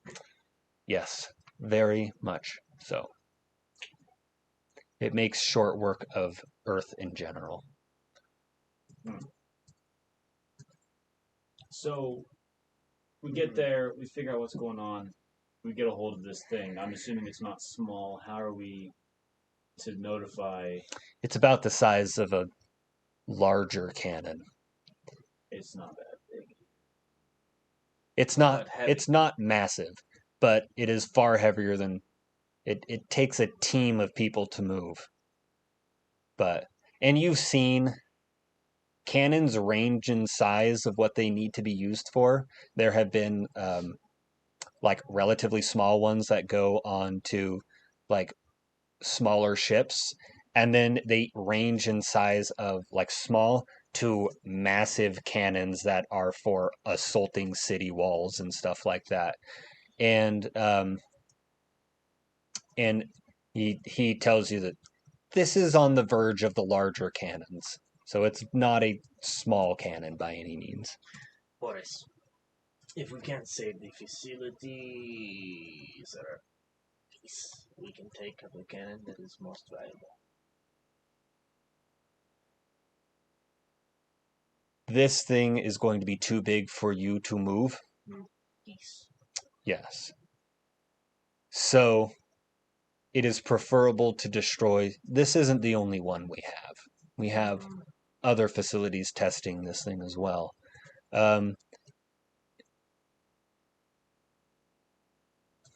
Honestly, it's best if you can just destroy the whole thing rather than risk taking a piece and letting it fall into the wrong. Obviously, the crystal in the center is the most valuable part, as it's where a lot of the energy comes from. But if we had to have a choice, I'd say destroy the thing. Unless you can clear the area and get it so that our forces can come back in and reclaim it. Is there a signal or a message or a way you want us to communicate back to you once? Does anyone have the ability to message, like magical message? I have a bird that talks into my brain. I can't. Yeros. Yeros can. I think. I'd say try to get a hold of me. I'd be your point of contact. I could send messenger skeleton. I can do. That's probably not going to work out too well. Messenger bird. Live bird. Maybe. That would probably be best. If you... He writes down a point of contact for you, and he says, if you have a like messenger pigeon or something like that, if you write a note and send it to Mountain Gale, swarm of bats, and he writes down this he writes down a string of numbers and letters that you can't exactly make heads or tails of. He says, this is a code. If you write a message and put this code on it, it will reach the person that needs to get in contact with.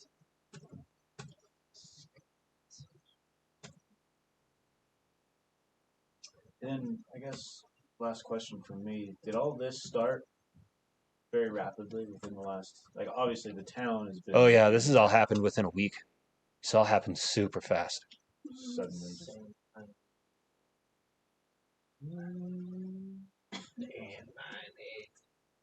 Well, slightly earlier. Slightly before then. The creatures coming out and attacking, or losing contact with Terracorp and everything that spurred our contract. Anyways, my shift for the watch starts here in probably about an hour. I'd like to get like a 30-minute nap in before I have to go. 30, 40-minute nap in. Really quick question. I mean, you guys took on, we gave the contract to North Star Ventures, and they gave it to you guys. Is everyone in your group trustworthy? I trust them all. I don't see why that wouldn't be trustworthy. I just like to make sure. North Star's got a pretty good vetting process, and none of us are new to the organization. This type of contract, I'm assuming, Jeff is assuming, doesn't just get handed out to You guys were specifically asked to take this contract. Okay, I'll tell him that. It's like we were recruited by name Okay. for this contract. So. Well, I think we have this in good hands, so I'll trust you guys. And he has like half a thing left, and he just good like takes it back. See. Spitting it, yeah. Well, great. That's all I needed to tell you. That's basically my mission is complete as far as this goes. I just have to hold out until the barricade's done over and everything's good to go, and then I don't know. We'll see what happens with me. I appreciate the place to rest. It's nice to kick it off the ground for a minute. Yeah, no problem.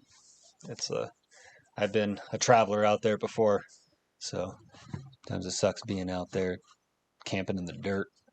Anyways, I'm gonna hit the hay for like 45 minutes and get to my shift. I suppose you guys are probably gonna take a rest too. Yeah, Cool. And he goes to a cupboard, pulls out a bunch of blankets and pillows, and then there is another bed in here, and then he goes to another like area and pulls out a few cots and puts them out and puts down blankets and pillows and relatively nice blankets and pillows out for you guys to make your way.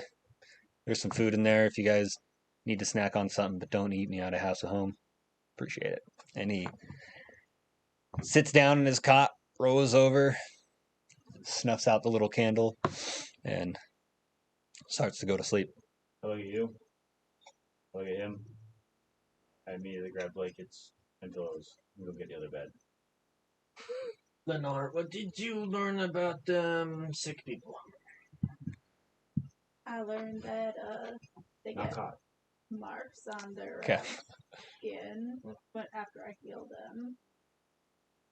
So really quick, I'm gonna stop this so I can get the other groups in here because we're getting close to having to end for the night. So, if you guys want to make your way out there and send in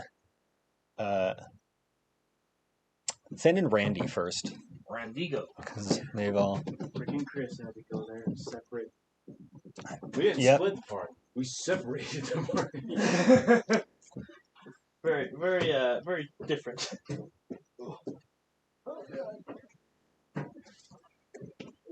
What, Randy? Yeah, if you want to send in Randy, I think Randy went into like the kitchen. I'm gonna grab my jacket. You guys can go into the kitchen. I don't know why Miles went into it. Little smoky break. You're still not allowed in. Yeah, I'm waiting for Randy. Randy's turn. Randy first, then I'll do you, and then I'll do Put my head in Chris. the drum over. Cool. Is it cold out there, bud? Oh, it's good. It's refreshing. I'm going to kill them all. Where is everybody? Randy! You coming? I'm just sitting in here alone with the live setup going on. Come sit by the fire. Alright. Okay. So, I'm sleeping outside. you're sleeping. It's honestly like, it would be like probably really late summer, almost fall, like early fall. So it's not really actually that cold, and camping outside isn't really that bad, especially with like sleeping gear. We've been doing it the last 3 days. Yeah, so you get to a point where you finish up with your alchemy set. You talk to Leonore. What do you do after you do that? And it doesn't have to be like incredibly long-winded or anything, but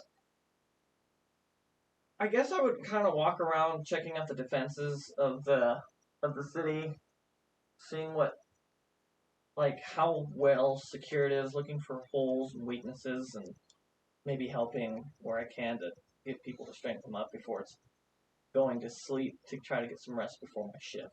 okay. So it is starting to get late into the evening, and it's not very, the sun is about halfway set behind some of the some of the mountains to the west of you, and you start to walk around, and you hear a horn blow out, and that signals the start. You come to the conclusion. It signals the start of the night watch, and you see people as you're walking around stepping out of their houses. Some of them are stepping out just by themselves, and they like have their stuff together. They have their weapon on them, and they step forward off of the other people. Like take a minute to say goodbye to their wives and like hug their kid goodbye. And they all make their way. You can see them making their way to like the outskirts of the town, where people jump up either onto the watch towers, quote unquote. They either like you start to see there's always like 2 or 3 people patrolling the walls on either side, and there's always 2 or 3 people who are standing at gates.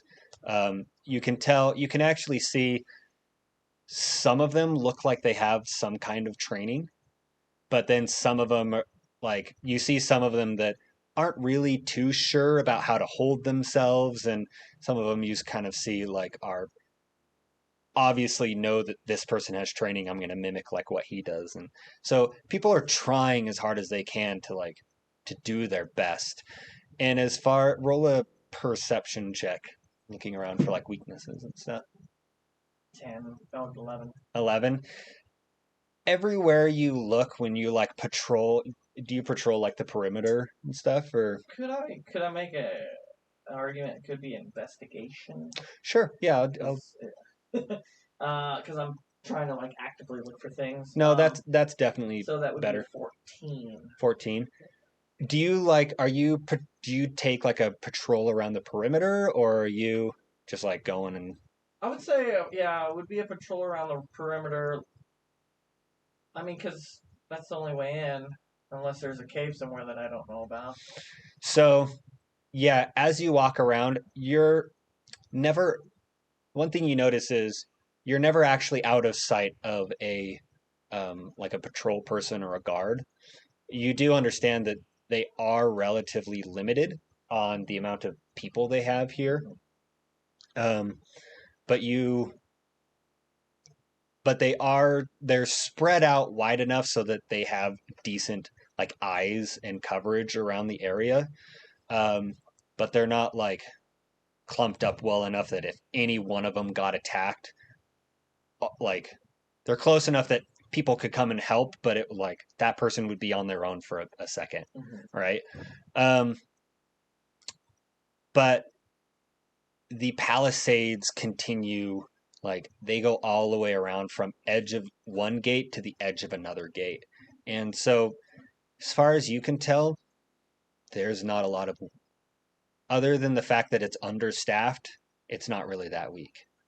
And you do see some people that are obviously like a higher position, like not necessarily a captain, but higher than just like a normal guard, and they're also patrolling around each area and being like, you there, hold yourself up like this, and they're kind of giving each person tips and like make sure you're watching out in that direction. Like we had issues with that torch over there, like watch it. And so people are like coaching it, and you do see Derrickson make his way out for the beginning of the shift, and he patrols around the area and like double checks. He's talking to these like a little bit higher up people and discussing things with them before he goes back to his place. Anything else you're doing? No, just I wanted to sleep outside because I wanted to hear if there was an attack before my shift. Okay. Because I'd rather help while it's happening than not. If that makes sense. Yeah. So yeah, you make camp kind of somewhere in the town, maybe back up at that spot where you had done your alchemy, because it was there wasn't really like. Seemed to have a good view of this. Yeah, it had a really good view of at least 2 of the gates. Probably the only place in town that you could get a view of more than one gate. And it's a relatively like clear area up there that you could set yourself out at. And you go to sleep for your shift, waiting for your shift. Okay. That's it for right now. Could you send in Miles for me? Yeah, he went in that direction.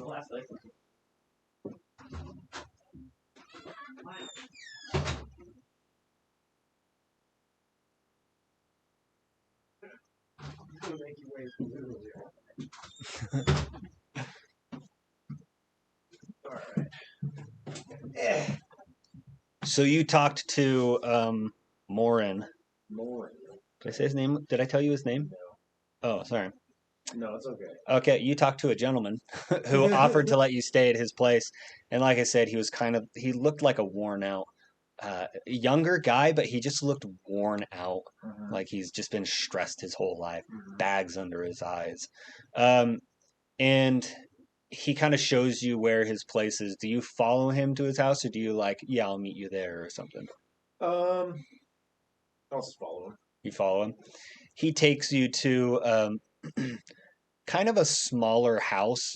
A lot of these houses are like relatively decent. You could like raise a family in most of these houses. There are a few houses that are kind of more like huts, almost. Not so much like hut, but like it is still a structural building, but it's very small. You can tell it looks like it's for like one person to live in.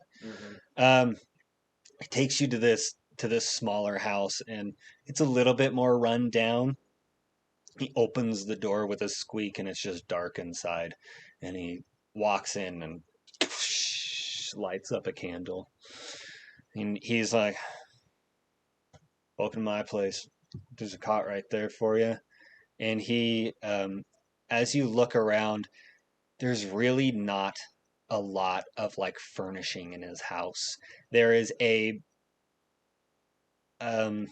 like a lesser, almost like just a lesser bed. It's only a single person bed off in the corner.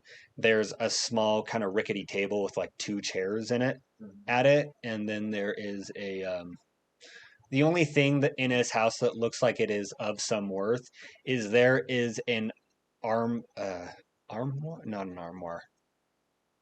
It's an armor stand, and there is a set of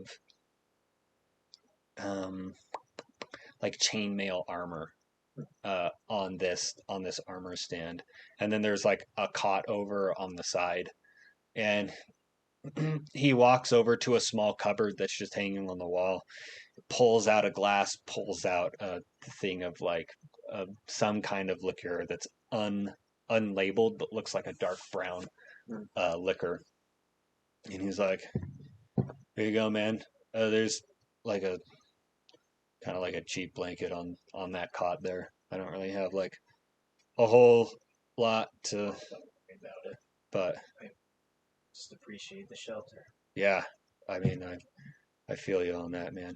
Can I get you anything to like drink or? Oh no, it's okay. I don't need anything. Yeah, and he goes and like sits down on one of the chairs, and you just hear the chair like under his weight as he like sits, and he starts like pouring into like a glass and just drinking from. He's like, "So where are you from?" It's a great question. You ever heard of a place called the Shadowfell? Imagine like a weird dark dream or something that you might have had. And yeah, that's kind of where I come from, in a weird sense. Here. I know, right? How'd you get here if you're from a dream? Okay, well, I guess it's not technically a dream. It's like, it's a real place. But compared to just the world here, it's very different. Huh. I got here, well, this is, actually don't know this, but I'm just making it up on the spot. That's fine. Which is just the result of some very powerful magic. Shit. It's hard to go back and visit, these days. what got me here. It's not something you can just kind of do on a whim. Yeah. But that's okay. I like it here. I feel you on that, man. I can't go back and visit any either, so. No? Where are you from? You live here? I'm from way down south, different country from here. Just war torn, man. Yeah, notice your set of armor, chainmail there. Yeah, I mean, yeah, I fucking just grew up in a life of war. Dad was in the army down there. Forced me to be in the army down there. Fuck, man. I don't even think my town's there anymore. Taken over by somebody or some shit. Everyone's battling shit. Eventually, I just defected away from it all. Fucking traveled up here. Damn, that is heavy. So Yeah, you it just blows, sort of man. have settled down for the meantime. Not Yeah. quite sure what you're gonna do. I thought I found a place that was relatively peaceful until... Just my fucking luck, right? Yeah. Shit, man. Nothing but chaos out in this world now, these days. Still so much I don't understand about how it works. I try. Is there even, like... Is it even worth trying to understand chaos and war? Like... I spent most of my time trying to understand chaos. I mean, if you can make something heads or tails of it, by all means, man. But I've been in the fucking the pits of war all my fucking life.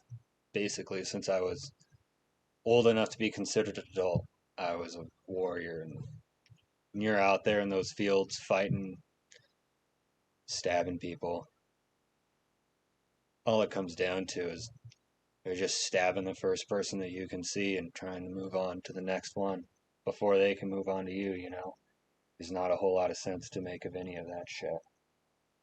It's very senseless. People send each other into wars. Send their youngest, their strongest. Well, look at you now. You look tired. Yeah, you age tenfold when you go down those kind of places. I'm lucky I got out of it.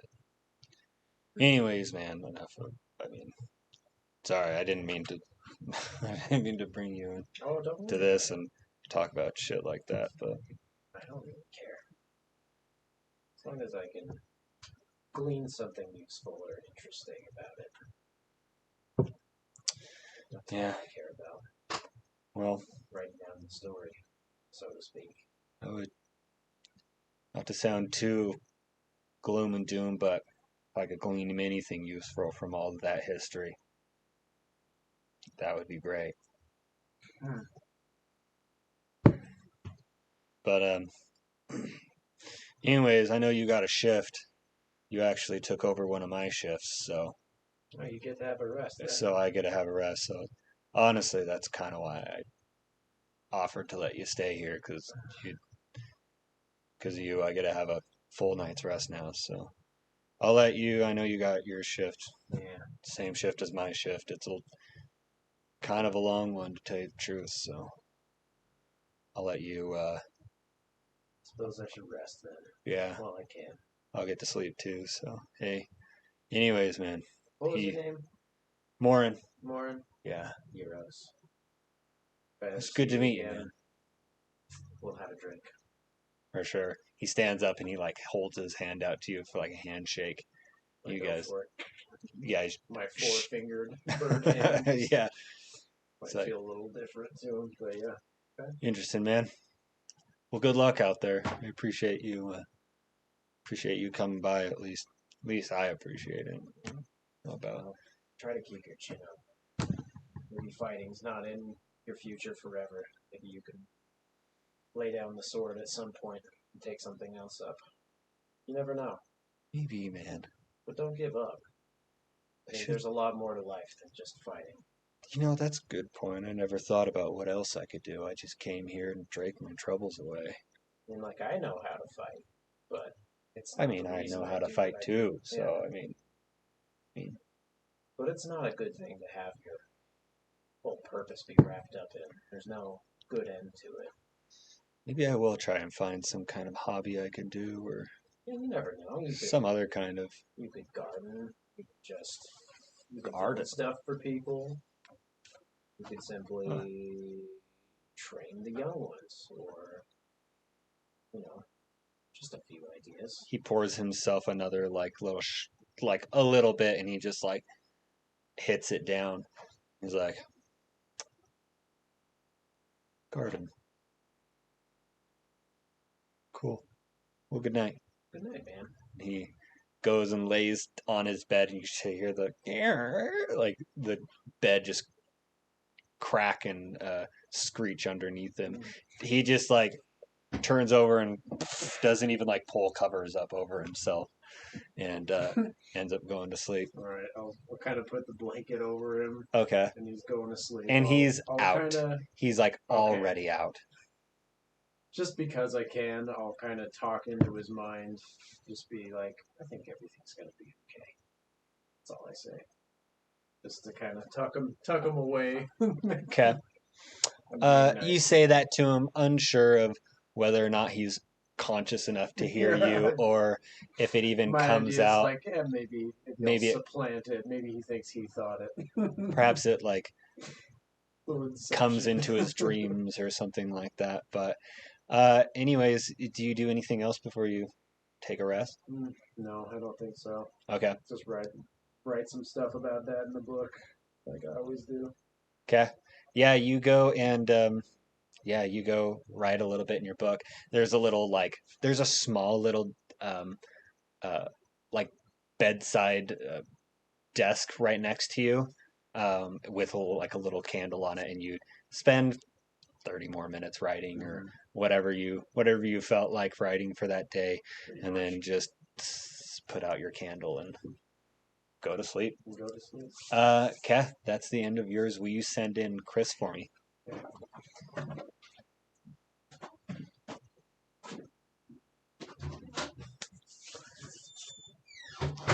That was an interesting one.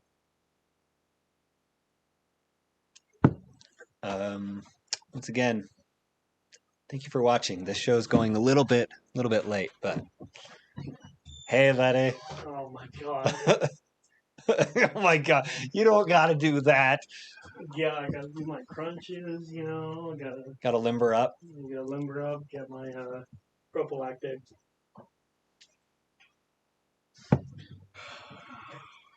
Okay. This is weird. Just being in a room, you and me. Yeah. You've never done a one-on-one session? No, actually. Okay. First time for everything. No. Hold on. I've been. Oh god. Getting over a cold, dude. Okay. I'll blur that one out. Oh, you really have Dayquil. What do you think I'm fucking around? When you offered me Dayquil, I thought you were joking. No, Oh my no, God. I do. That's for work. Okay. So, Kara, you had met at the grocery store, and she offered you a place to sleep for the night. Yes. You make your way. You're following her to her house. Yeah. On your way to her place, she kind of has like a little. It's like a burlap sack that she brought with her to the place, and she has it full of a couple of goods. There's like a little bit of dried meat and like a little bit of vegetables that don't necessarily spoil that quickly, such as like potatoes or something like that, or onions or something. And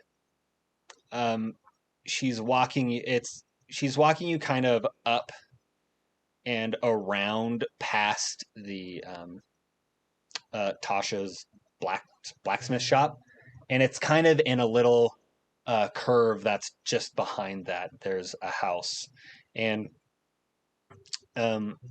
it's relatively decent. There's a bench out in the front for like a place to sit down in front of the house, and it actually looks like it's relatively well maintained. There's shutters over the windows and stuff, and it looks like a really nice house that like some people would like want to have a family in and such like that, right?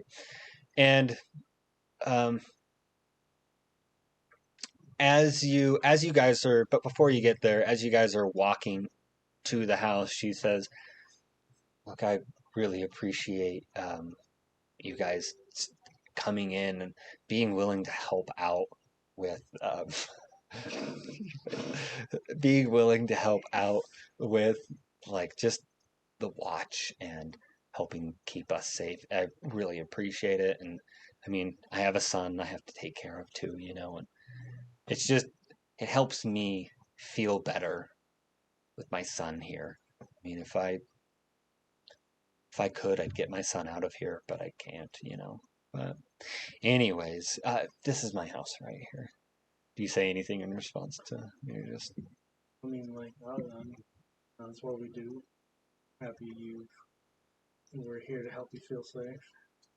Oh, yeah. Well, anyways, my son is like pretty excitable, just so you're aware. So his name's Ephraim. Ephraim. Yeah. And so just want you to be aware, he's probably going to be excited about it. So,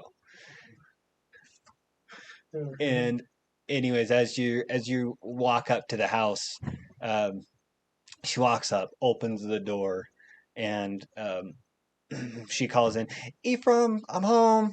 And you hear like, "Cool," and she says, "I brought company," and you just hear Ephraim like, "What?" Like from a different room in the house. And as you walk in, the house is actually like really homey. There's like some cupboards with like a little wash basin kind of around this. Right as you walk in, you walk into like a kitchen and dining area, and there's a table. It doesn't look like an extravagant table, but there's a cloth over it that just to spruce it up a little bit, right? And there's like a bowl in the center. And as you look around, there's more of a living room area with some couches and stuff like that. And as she calls out saying that you have company, you see Ephraim kind of round the corner, and he's just got this like little red shirt on and like some brown pants, and let me describe him. And he also has like just thick black hair on top of his head, and it's just like kind of unruly. And as he rounds the corner, he looks like, oh, and he just looks like he's a little bit shy. And Kara's like, did you introduce yourself to Kara? Leon. Yeah, you did.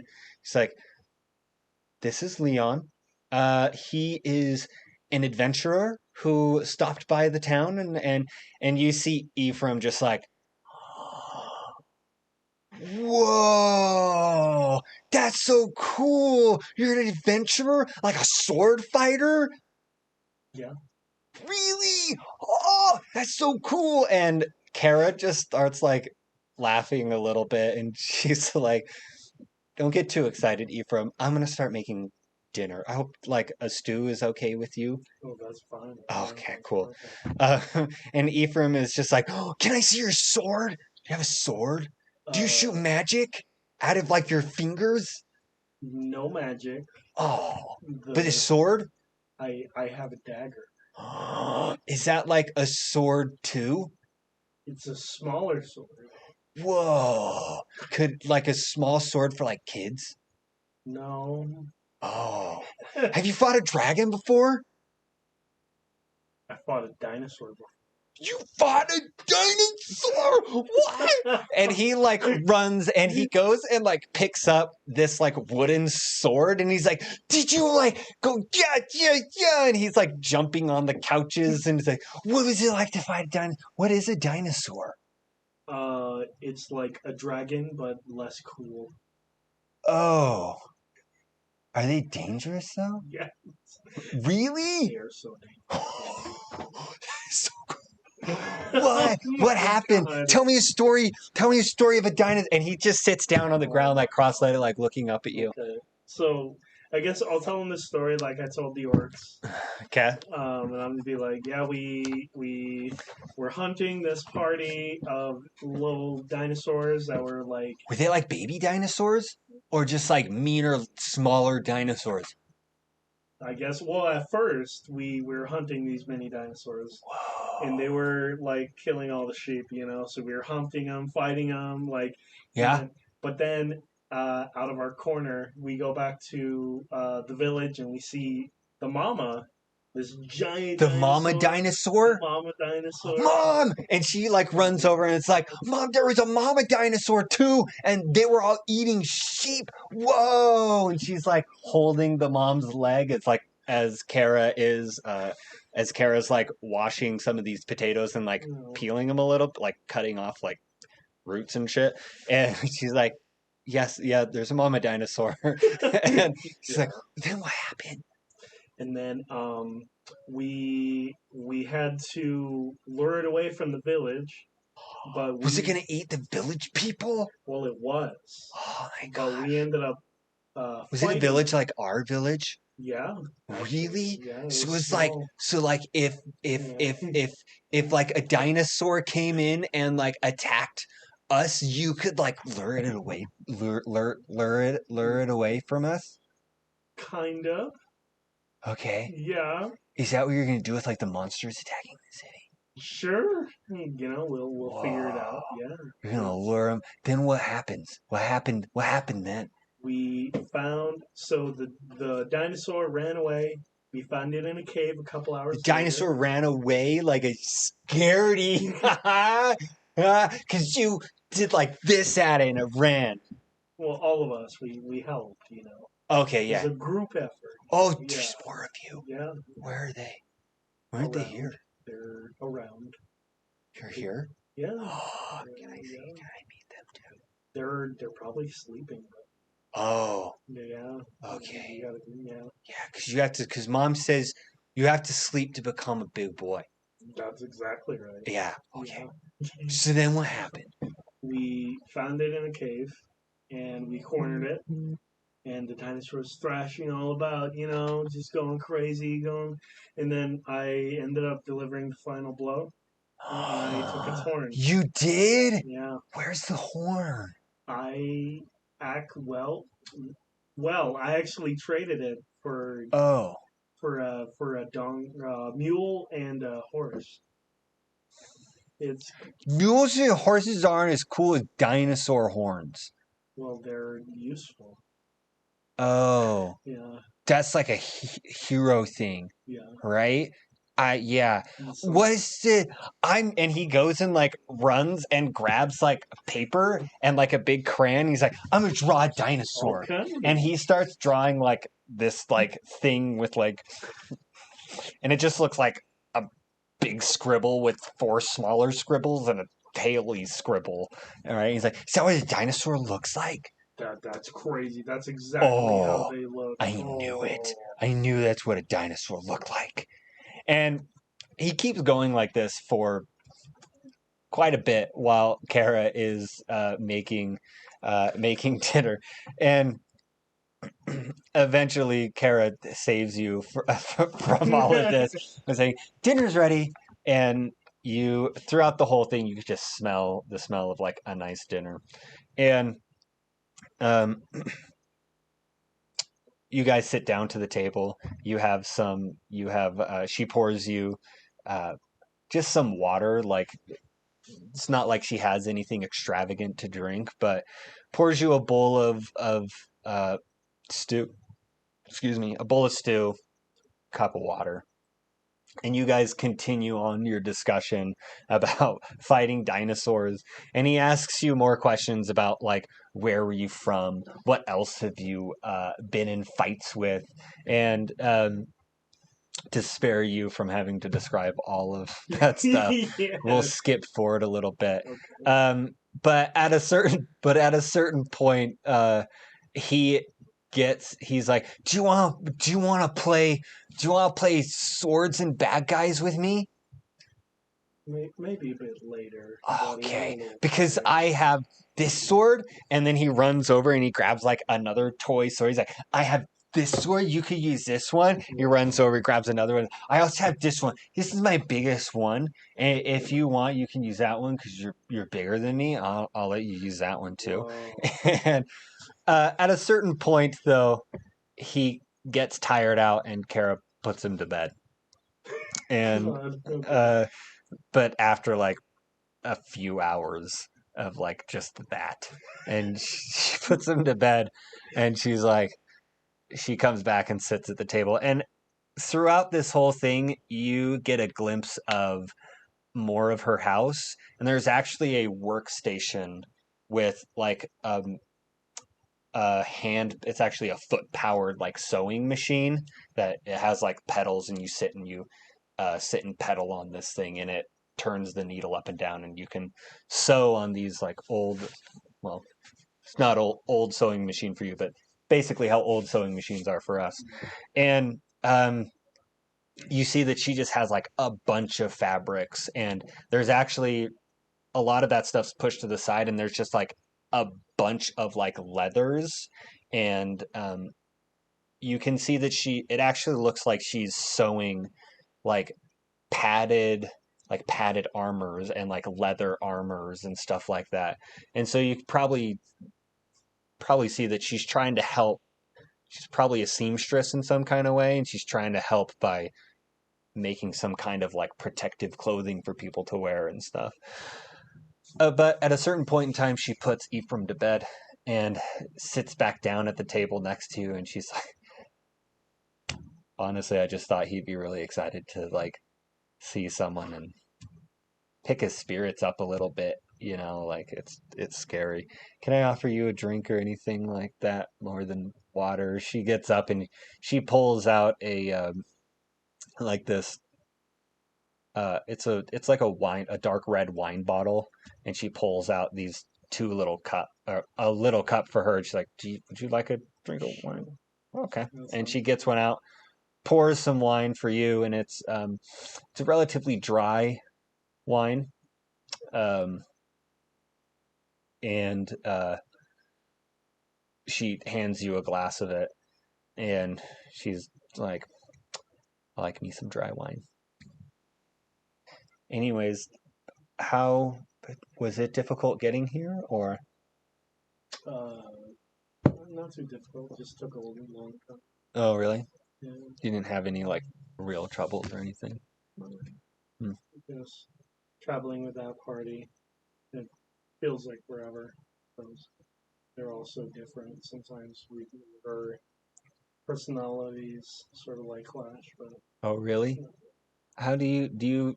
I mean, do you get along really well with them and stuff? Or? Yeah, I mean, we're also different people. So somehow it works. It's like a band of. They're not really misfits, but sort of like that.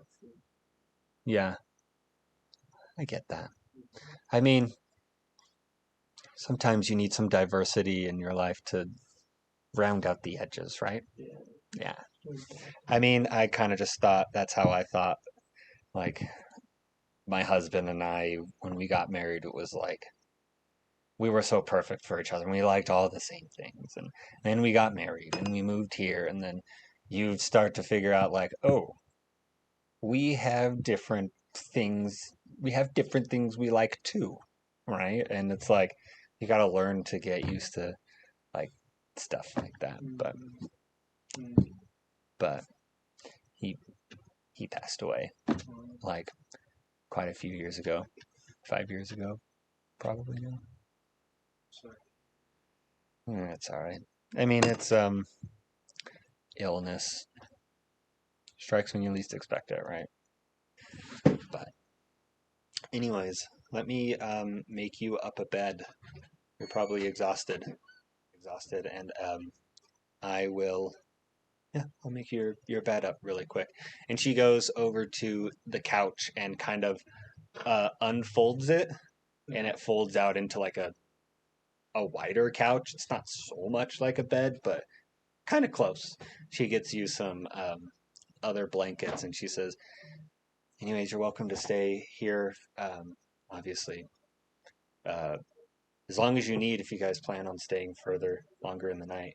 But like I said, I really appreciate you being here and willing to take watch and stuff like that. It means a lot to me. Means a lot to me and how much protection I feel my kid has and stuff. So, anyways, try to be quiet when you leave for your shift, so you don't wake up Ephraim. And I'll leave you to your sleep. Cool. Have a sleep well, and have good luck on your night shift. Okay. Appreciate it. Bye. And she roll an insight check. Do I have advantage? No. Why would you have advantage? You gotta ask. No, you do not. 12? 12? She seems like she's a little bit nervous in your presence, a little bit yeah. And, not something else you wanted to ask me. And she's walking to her bed, and she's like, I mean, I could probably go on talking all night long, so I'll excuse myself, but good night, and hopefully I see you in the morning. Okay. Okay. Bye. Bye. And she kind of she opens the door to her bedroom and hits her shoulder on it as she walks in, and she just kind of laughs and closes the door behind her. And anything else you do, or? I don't know. You probably just go to sleep at this point. I mean, yeah. Unless there's something specific you want to do. Okay. Yeah, you kind of make yourself comfortable on the bed, and you fall asleep. And the night goes through until your shift begins. And that's it. So here. Anyways, everyone, that's going to be the end of the episode with almost an empty room. Thank you very much for coming out. This episode was a little bit more centered around role playing and talking with people in a community and stuff like that. And so I really appreciate everyone for watching. Hopefully you really enjoyed this episode.